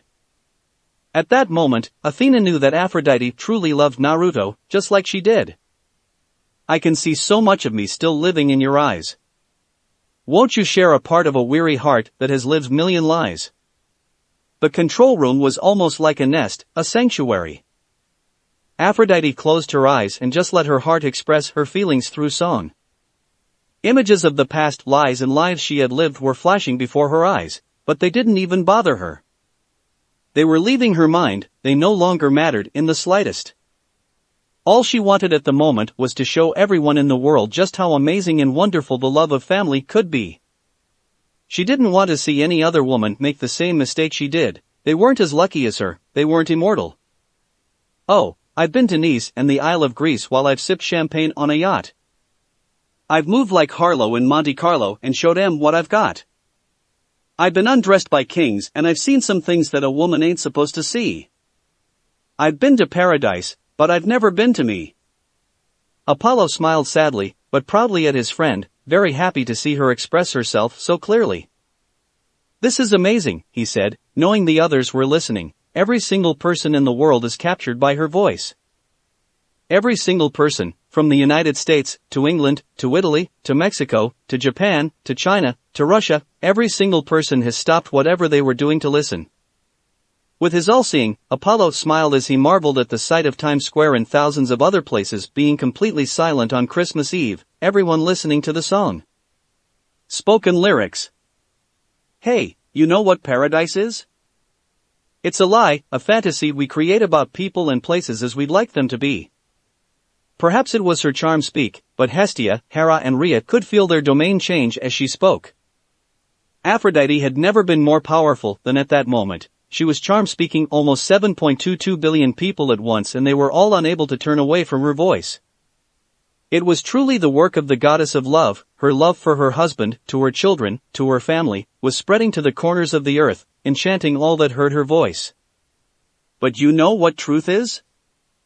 It's that little baby you're holding. It's that man you fought with this morning. The same one you're going to make love with tonight. That's truth, that's love. New York, Naruto's home. That sounds like dite, chirped Lacey, the meaning of the lyrics lost to her young mind, but the voice still enchanted her like no other. It's so beautiful. Annabeth swayed her head from side to side as she followed the beat with a smile. I really like the melody, it's so soothing. She held Einstein in her arms and hugged him close, her mind suddenly thinking of Percy, and wondering if he was listening to the same song. The only one that was silent was Naruto. He had his back turned from his girls and from the television with tears welling in his eyes. Out of everyone in the world, he was the one who felt Aphrodite's love most clearly. He could feel like as if she was sitting on his lap, kissing him and whispering I love you in his ear. He could feel definitively that Aphrodite had him on her mind from the moment she started to sing. It was overwhelming, the amount and intensity of the love Aphrodite had for him were staggering, and it amplified his own feelings for her, increasing it to the point where he matched her love for him. What did I ever do to deserve you, Dite? All the other images were gone and only Naruto, Lacey and Annabeth remained. She could only smile as she thought back to the time she spent with the girls. The time she dressed them for school, time she brushed their golden hair, time she cuddled with them while watching cartoons, time she taught Lacey how to properly braid her hair, time she took Annabeth out to shop for a new wardrobe. Then came the time she and Naruto both cooked dinner together and how they secretly stared at the girls to see their reactions to the food, the times they just lay in bed, staring into each other's eyes until one of them would giggle or burst out laughing for no particular reason, and of course, all the time she heard him say I love you. Sometimes I've been to crying for unborn children that might have made me complete. But I took the sweet life, I never knew I'd be bitter from the sweet. I've spent my life exploring the subtle whoring that costs too much to be free. Hey lady. I've been to paradise, I've been to paradise. Aphrodite opened her eyes that saw Hestia, Hera, Rhea, and Apollo all looking at her adoringly and proudly, and smiled at them. But I've never been to me. The goddess lowered the mic as the music started to fade, her feelings running through her being like eternal rivers. She smiled at her family on the other side of the glass, looking more beautiful and more genuine than ever before. I hope this helped, she said with a pretty smile. Sorry, but I only have time to sing one song. I have my own Christmas Eve dinner to go to, and I'm running a little late already. Hera smiled. Go, you shouldn't be late for them. Rhea and Hestia nodded along, and Apollo had a knowing smile on his face. His all-seeing was very useful. Aphrodite nodded. See you all at home soon. With that, she vanished in a golden light. The moment Aphrodite appeared by the doorstep in her real home, she felt someone hug her close. She smiled and melted into his arms, resting fully against him, allowing his usual warmth to envelop her fully. Merry Christmas, Naruto. Naruto gently caressed his lover's soft cheek and kissed her tenderly on the lips. Merry Christmas, Aphrodite. A Father's Love Chapter 14. Are you sure about this, Dite? It was troubling to see the goddess' hands play around with the navigation screen and the steering wheel. I can drive the two of you to the mall, it really is no trouble at all. Aphrodite smiled at her lover, just relax, honey. The mall is 10 minutes away from here and I'm pretty sure I can get us there safely. As angry or violent were the New Yorkers on the road, the goddess of love was sure that she could manage to survive. With a wink, she continued, and if it really comes to it, I will charm the entire city until I get to the mall. He leaned down at her whisper and smiled at her wink. Don't worry, I'll keep our little girl safe. Alright, but can you please text me when you get to the mall? Daddy! Cried little Lacey in the back, stop worrying so much. Dite can get us there. The mother laughed, yeah, sweetie. This is a girl's day, no boys allowed. She kissed him softly on the lips, we'll be back in a few hours. Naruto sighed in defeat and nodded, okay, have fun. I love the both of you. With another wink, Aphrodite pulled out of the driveway, the car looking surprisingly steady. It may have been a few decades since she had driven a car, but it was nothing an immortal goddess couldn't handle. With a deft hand on the wheel and Barbie girl playing loudly in the car, she headed off to the mall. Her baby girl wanted a new dress for Christmas dinner, and Aphrodite was determined to get Lacey the best dress possible. The father of two stepped back as the car drove out of sight, turning on his heel to face his home. He still felt a little sore after spending the entire night with Aphrodite, but the smile just couldn't leave his face. It was the best night of his life. After hearing Aphrodite's voice singing such beautiful lyrics that were laced with her love, he wanted nothing more than to make love to her. He wanted to show her his love over and over again until all the muscles and bones in his body gave out, and by the gods above, he satisfied her. Did they leave already? The smile on his face grew, yeah, they went shopping. Athena, in her infinite glory, smiled as she leaned against the front door. She made the modern house look unworthy in her pure white chiton laced with golden thread. Her silky black tresses were tied into a loose ponytail that fell over her right shoulder, and it made his heart flutter with delight. Walking up to one of two women he loved, he whispered, Merry Christmas, Athena. Lightly tracing his jawline, the goddess leaned closer to him. Merry Cronia, Naruto, get it right. Their lips met in the most intimate and delicate of touches, and Athena felt her love's arms encircle her waist and pull her close. She had missed him dearly, even during the council meeting, she wanted nothing more than to kiss and hold him. Gently sliding his warm hand from her slender neck, Naruto cupped Athena's soft cheek, yes, Ms. Olympia. Nibbling playfully at her lower lip, the blonde smiled into the kiss. I've missed you, Naruto. Sighing as she melted into his arms, the goddess snuggled deeper into his chest. These meetings always take so long and I'm always stressed out about them. You wouldn't believe how many problems the others have in their domains. Chuckling, Naruto led the mother of his eldest daughter into the house.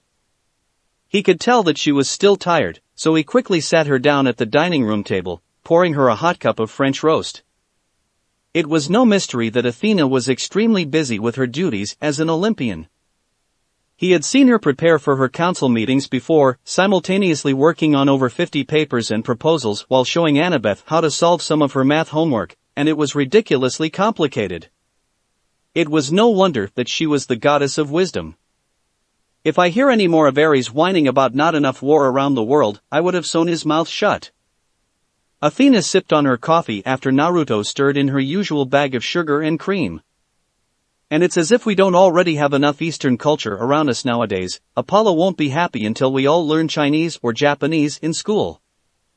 Naruto gave her a smile, she looked really cute when complaining. Oh, I'm sorry. I shouldn't be complaining to you. Hey, I happen to be a great listener.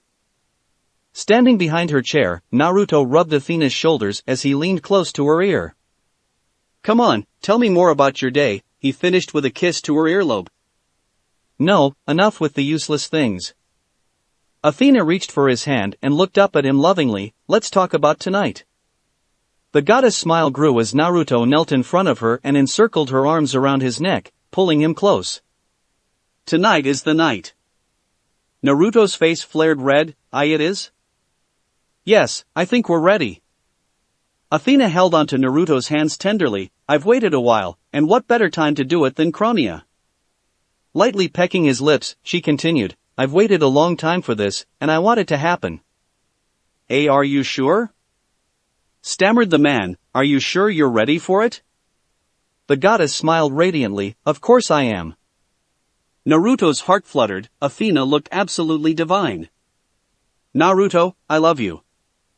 I want us to be a proper family, and there is no better way to become one than this. Is Aphrodite okay with this? This was her idea. Naruto nearly choked. Annabeth and Lacey have grown close to us and I'm sure they'd be happy to know the truth. Honestly, I cannot wait for Annabeth to call me Mom. The blonde stared at the goddess. Mom? Athena stared at her love. Yeah, for her to call me her mother. That's what you were talking about? Yes, what did you think I was? The blood rushing to Naruto's face was all Athena needed to figure out what he was thinking, and golden ichor rushed to her own cheeks. Why you think I was talking about SSSE, about having SE-? No. Naruto blasted to his feet and backed away. I knew what you were talking about. And yeah. I think the girls are ready to know. I'm sure they'll love you so much. He darted his eyes away from the burning goddess and shook his head frantically. I am going to get changed. Annie is meeting her teacher at school for some winter homework thing. Athena nodded and didn't look up until she heard Naruto's frantic running upstairs. He wants to. She buried her golden face into her hands. What in Hades should I do? Oh, you look so cute. Lacey grinned at her favorite lady as she bounced on her new pink winter boots, looking adorable dressed in a pair of black and white leggings and simple pink t-shirt, all warmly wrapped under a puffy white winter jacket. Thank you, Dite. Aphrodite couldn't help but hug her baby girl close and smother her face with kisses. She could see so much of herself in Lacey, but even more of Naruto. The girl's blue eyes sparkled just like her father's would whenever she saw the goddess, and it made Aphrodite love her even more. Best of all, Lacey had the same smile as Naruto, that bright and warm grin that just melted Aphrodite's heart. Well, that was easy. Chirped the goddess, we got you 2 new outfits and an adorable new dress in under 1 hour. Aphrodite winked at her baby girl and smiled at her giggle. I'm sure your daddy will be impressed. Lacey laughed and nodded. Okay, let's get us some milkshakes and head home. No, not yet. Exclaimed the girl as she pulled on Dite's sleeve. Aphrodite raised a delicate brow. What is it? Did we forget something? The girl's smile turned sheepish. Well, there is still something I need to buy. Lacey happily reached into her small Hello Kitty backpack and pulled out a stack of money, but I need to buy it with my own money. Lacey started to pull her favorite lady along to the store she needed to go to. The goddess of love sighed with a soft smile. Sweetie, I can buy it for you, she said as she followed her daughter through the mall. The girl shyly shook her head. No, it's okay. I really want to buy it myself. I saved my allowance from Daddy so I can buy it myself. What is it you're buying? Daddy's Christmas present. Aphrodite was taken aback for a second. My present for Annie, Athena, and for you are all ready, but I want to buy this one for Daddy. The girl was practically skipping when she pulled the goddess into the store. There it is. Aphrodite's heart melted when she saw her daughter point to a blue necktie on showcase with I love you, Daddy sewn on it with golden threads. Thank goodness no one bought it. Aphrodite knelt down to her excited little girl and kissed her forehead. You really love your daddy, don't you? Lacey's grin looks exactly like her father's. Yep, Daddy is the best. She looked up at the tie and her smile grew. He doesn't wear ties often. But I know he loves them. Hello, greeted one of the salesmen in the store. How can I be of help today? Lacey pointed at the tie. Can I please buy that tie? Aphrodite watched as her daughter jumped to take the tie from the salesman and giggled to herself. She had never taken one of her children shopping before. Usually she would just conjure outfits that would look best of them, but she was really enjoying their mother and daughter time together. Lacey was so innocent and carefree, and she really reminded the goddess of herself eons ago. After paying for the first time in her life, the girl was hopping up and down in excitement. I remember one time I saw Daddy trying to put on a tie for a PTA meeting, but it took him a long time because he forgot how to tie a tie. The goddess smiled fondly as she held her little girl in her arms. Really? Lacey nodded. Yep, Daddy said that my mommy used to be the one who would tie all his ties for him, so he didn't have to learn. A frown looked wrong on such an innocent girl. Daddy looked a little sad when he said that, and I don't want him to be sad. Aphrodite bit her lip and said nothing. But I learned how to tie a tie. So I'm going to buy Daddy this tie and I'm going to tie it for him. Lacey squealed in excitement. Do you think he'll like it, Dite? He'll love it, sweetie. The goddess hugged her daughter close to hide her tears and kissed her soft blonde hair. Hearing her baby's giggles, Aphrodite could only hug her tighter and kiss her hair. Oh, you're the best daughter anyone could ask for. The cold winter wind did nothing to help Athena's heated cheeks. Her usual sharp and intimidating gray eyes seemed confused and dazed, so much so that she had already passed several red lights. Speeding by in a freshly conjured black Rolls-Royce Dawn with the top down, the goddess absent-mindedly weaved the mist around her person, sighing to herself as her mind pondered about Naruto. Should I talk to someone? The goddess listed who she could speak with in her head. Artemis would be no help, she'd probably get angry. Aunt Hestia would feel incredibly awkward, and Hera wouldn't be someone I want knowing about this. Athena bit her lip. I'm down to either Grandma Rhea or Aphrodite, but I don't know how the latter would react. Unknown to all but herself, Athena had been thinking about the physical aspect of her relationship with Naruto. Sure, she had kissed him countless times, so much so that she no longer felt nervous about it, and had cuddled up with him during the nights, but nothing intimate ever happened under the neck. And no matter how many times she accidentally felt Naruto's enthusiasm brush against her in the mornings, she shivered at the thought of actually seeing or touching it. Just Naruto mentioning sex made her confused, and made her conjure a car to pick up Annabeth herself. Pulling into the school parking lot, the goddess swiftly parked her car and headed toward the school, but the sudden ringing of her phone halted her, mainly because of the name on the caller ID. Hello.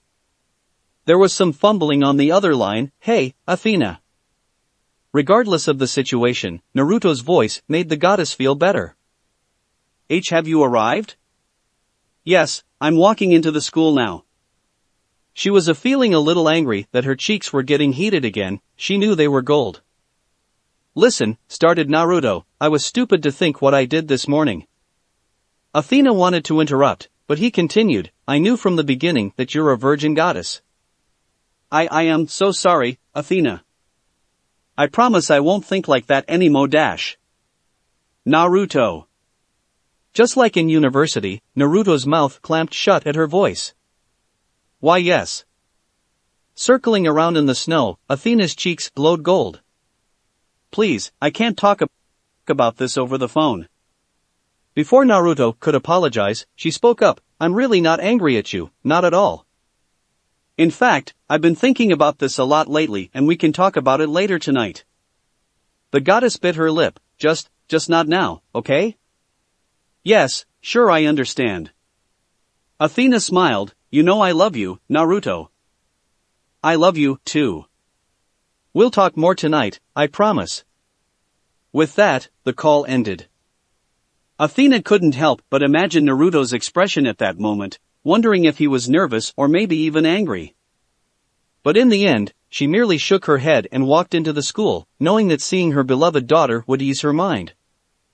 For Aphrodite and her children, no winter would ever be cold enough to not have ice cream, so before they made their way home, they decided to pay a visit to Sweet Victory, Lacey's favorite ice cream parlor.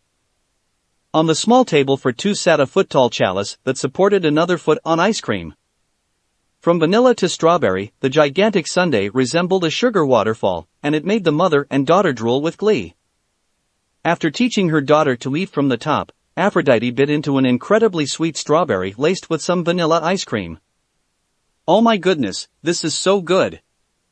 With one spoon in each hand, Lacey's cheeks looked like those of a squirrel. The girl's eyes sparkled like diamonds as she mumbled something to her favorite person. Don't eat so quickly, you'll get a brain freeze, sweetie.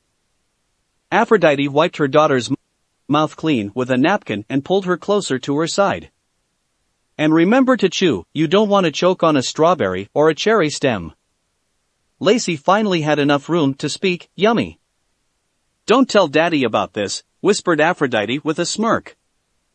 You know how he gets when I let you eat too much sugar. The girl pecked Aphrodite on the cheek. I love you, Dite. I love you, too, sweetie. The goddess sighed softly and combed her fingers through Lacey's hair more affectionately than she had to any of her children.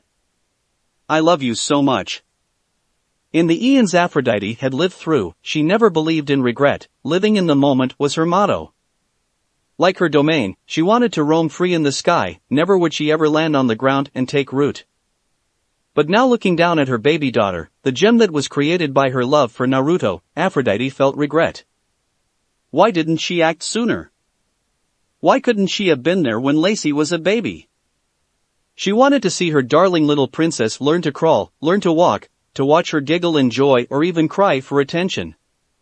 She wanted to be there when Lacey learned how to walk. She wanted to be the one who her baby would walk to be the one who would make her daughter's eyes sparkle. She wanted to hear her baby call her mommy. You know, I had a dream like this a few days ago, chirped Lacey happily, breaking Aphrodite from her thoughts. I was in a restaurant and there was this big bowl of ice cream. It had all the flavors, vanilla, chocolate, strawberry, peanut butter, mint, and it was covered in candy. Almost unaware, Aphrodite wiped away some tears. I still remember that the vanilla was really good, but you liked the chocolate more. Kissing her soft hair, the goddess asked, I was there too? Yep, replied the girl loudly as she dug into the cold treat. It was just like right now, it was the two of us. That sounds fun, she replied with a shaky voice. It's always fun when I'm with you, Dite. The girl was too focused on her ice cream to notice Aphrodite's tears. I've always wanted someone like you. The goddess could no longer reply. I love Daddy and Annie, but you're different, we're so alike. We like the same candies, we like the same ice cream, and you are really good at matching clothes. Daddy can never match my clothes the way you do.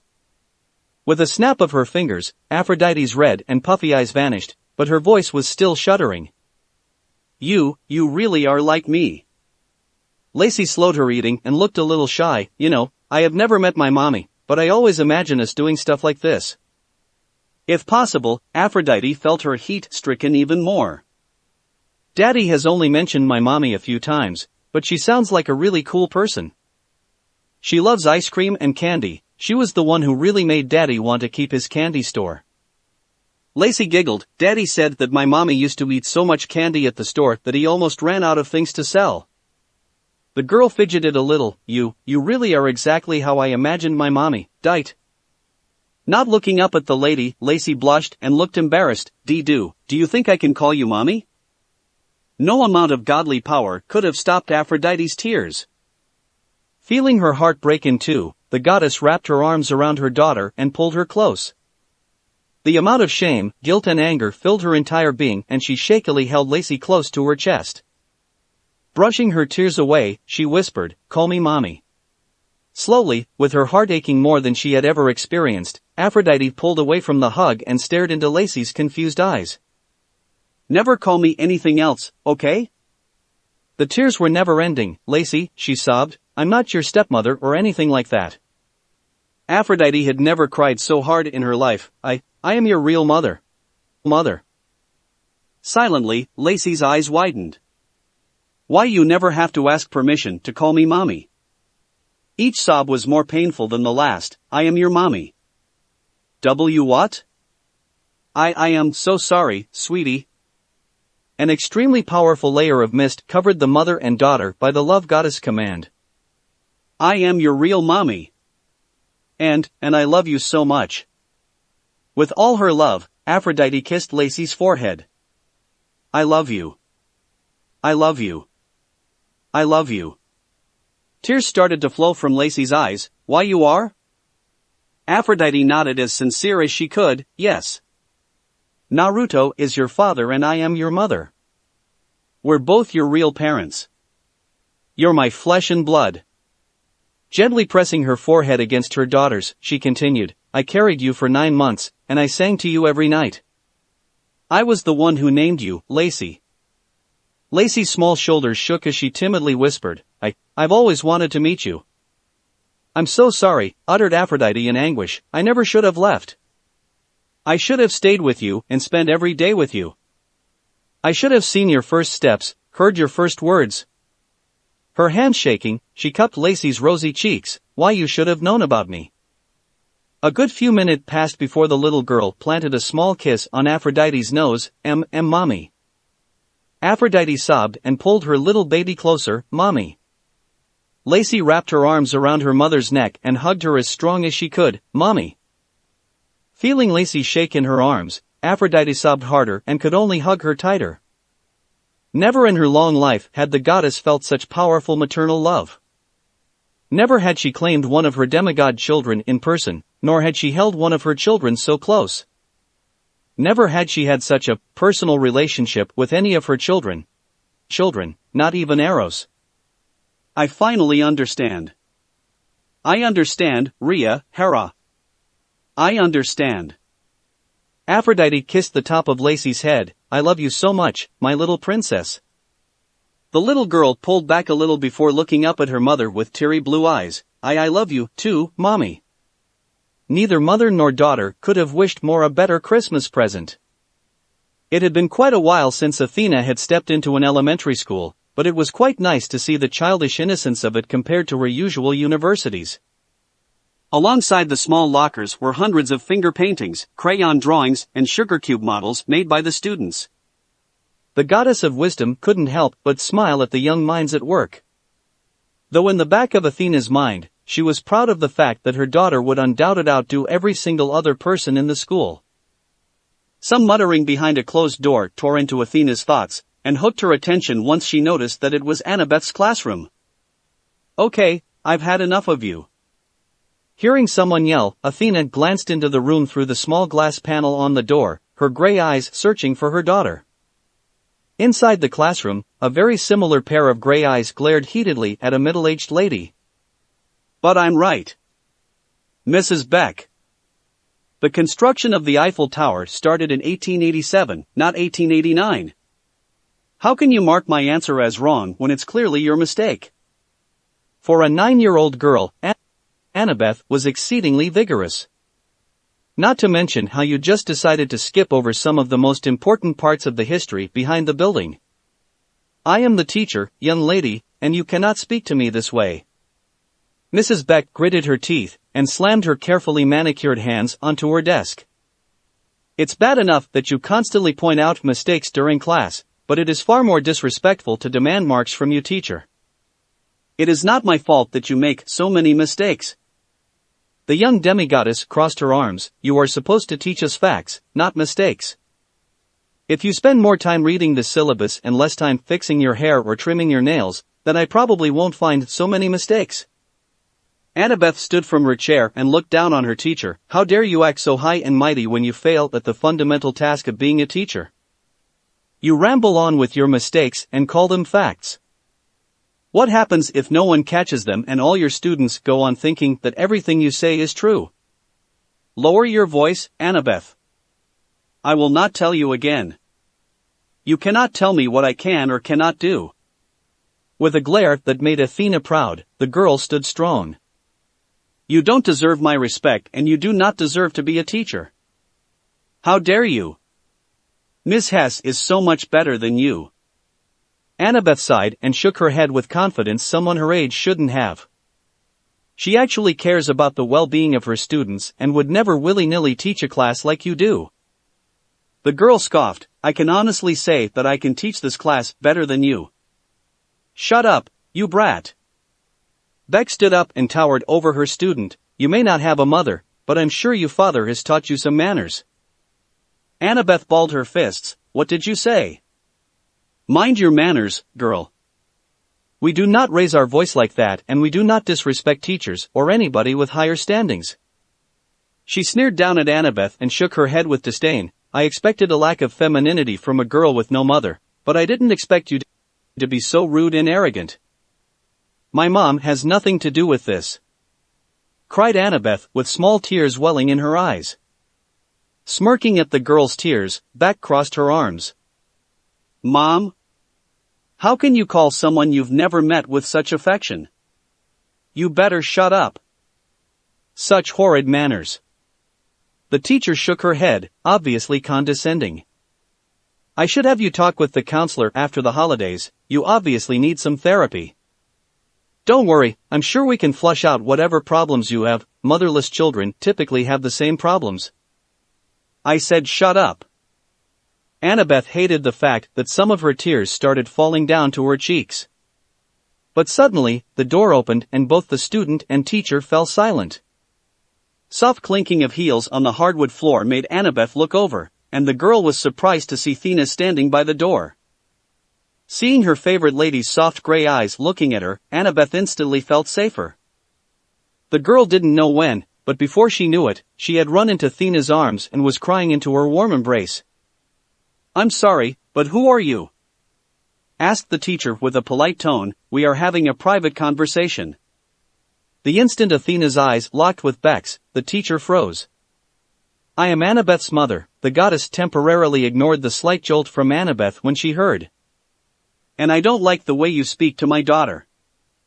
Beck's entire body was shaking, as if she was trying very hard to move, but couldn't, and her eyes were widened in shock. So, I would prefer if you never spoke again. Much to the teacher's horror, unfathomable amounts of pain shot through her lips as they were sewn together by an invisible thread, painfully slowly. No matter how hard to try to move or cry for help, she couldn't move an inch or utter a whimper. Her tears flowed freely as her mouth was sewn completely shut, and she shook in horror as the goddess pointed a finger at her. In fact, I would rather you not see my daughter ever again. Beck could never describe it, but she would rather die than to feel her eyes burn to ashes in an instant. And if you can please leave, I would like to have a chat with my daughter. Feeling her bones burn was the last sensation the teacher felt before she was a pile of ash. Reminding herself to call in a favor from her uncle Hades later, Athena wrapped her arms around Annabeth and pulled her closer. Thena. Don't worry, Annabeth. That woman is gone and you will never see her again, I promise. Seeing her daughter's tears made the goddess of warfare want to torture the woman more, but she was sure her uncle or Melano could know better than her in the fields of punishment. Everything is okay now. Slowly pulling back and wiping her tears, Annabeth looked up at the beautiful lady. Why did you say that you're my mother? Calmly kneeling down to her daughter's height, Athena kissed Annabeth's forehead. That is because you are my daughter, Annabeth. Smiling despite the shock of the girl, the goddess continued, I am so sorry that I have to tell you this under such circumstances, but this is the truth. I am your mother, your real mother. Staring into gray eyes that were identical to hers, Annabeth held back a sob. Am my mother? A part of you has always known, hasn't it? Athena held onto the girl's shoulders. You've wondered if there was something more.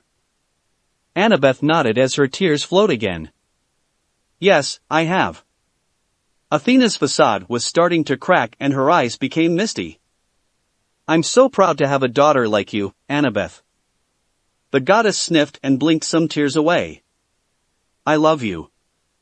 Gently brushing the tears from Annabeth's cheeks, Athena pulled her daughter into a warm hug, whispering in her ear, I love you so much. Shaking as her emotions made no room for her usual reasoning, Annabeth could only utter one word. Mama. That's it for this reading. Hit like and subscribe for a free ticket pass going to the different worlds of anime fanfiction.